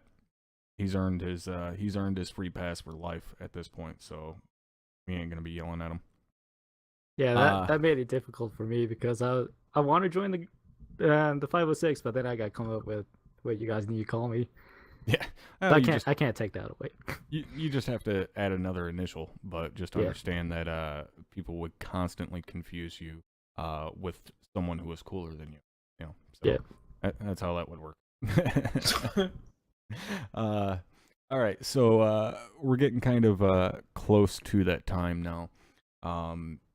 So just get started. Yeah, I know, right? I know. I have to try and keep these things under 3 hours, man. Like I had the one a while back with Paul Jeffrey, who sure Lee probably recognizes the name. I talked about him a few times. He's one of the staff members at Race Department with me. I had a podcast with him a few weeks back, and dude, it was like a little over 3 hours, I think. And I was like, oh shit, no one is going to want to sit there and listen to us two fucking idiots talk for like 3 hours about cars going around in circles. Oh God, what have I done? But it actually turned out to be fairly popular. But yeah, I'm trying to keep the length not too fucking long. I don't want to oversaturate you guys with my sultry tones. So coming to the end of the podcast tonight, any kind of last minute, you know, things you guys want to go over, last minute things you guys want to tell your millions of fans that are watching? Oh, that's an overwhelming no. Like, fuck off. Let's see here. Stay tuned for next week for whoever procession will be having. Well, whoever brewer will be having in his stream. There, pull the plug there. Oh yeah, there you go. Whore me out. Thank you. You aren't getting any money. So all right, that's gonna wrap it up for tonight, guys. I definitely appreciate all of you tuning in. Hopefully you enjoyed us bullshitting a little bit. We did get a little dark there for a minute while talking about my hometown, but yeah, hopefully you guys enjoyed the talk, and we'll be able to join back here in just a little bit for the squirrel mission. we'll be having. Again, we'll be doing World War II again. But that's going to be it for tonight. You guys hanging out with me here in the podcast. Thank you very much, not only for coming and hanging out tonight, but also for supporting me via Patreon. For those of you guys that don't know, all the guys that are in the podcast with me right now are actually Patreon supporters of mine. And, you know, they're invited onto the podcast as supporters of my content. So don't forget, if you do want to get involved in the podcast, check out the Patreon link down below, and you can get involved in the podcast in a couple of different ways, as well as you know, just getting early access to the podcast.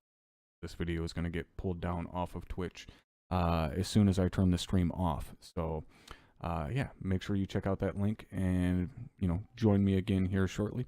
But that is going to be it for tonight, and hopefully you guys enjoyed. And those of you guys in here with me, again, thank you. Tell everyone bye. Later. Bye. See you guys later. Bye. I know y'all love See you me so guys. much, but you know I gotta go. All right, Thanks for guys. having us, Top. That is it. Again, thank you all, and we'll see you all later.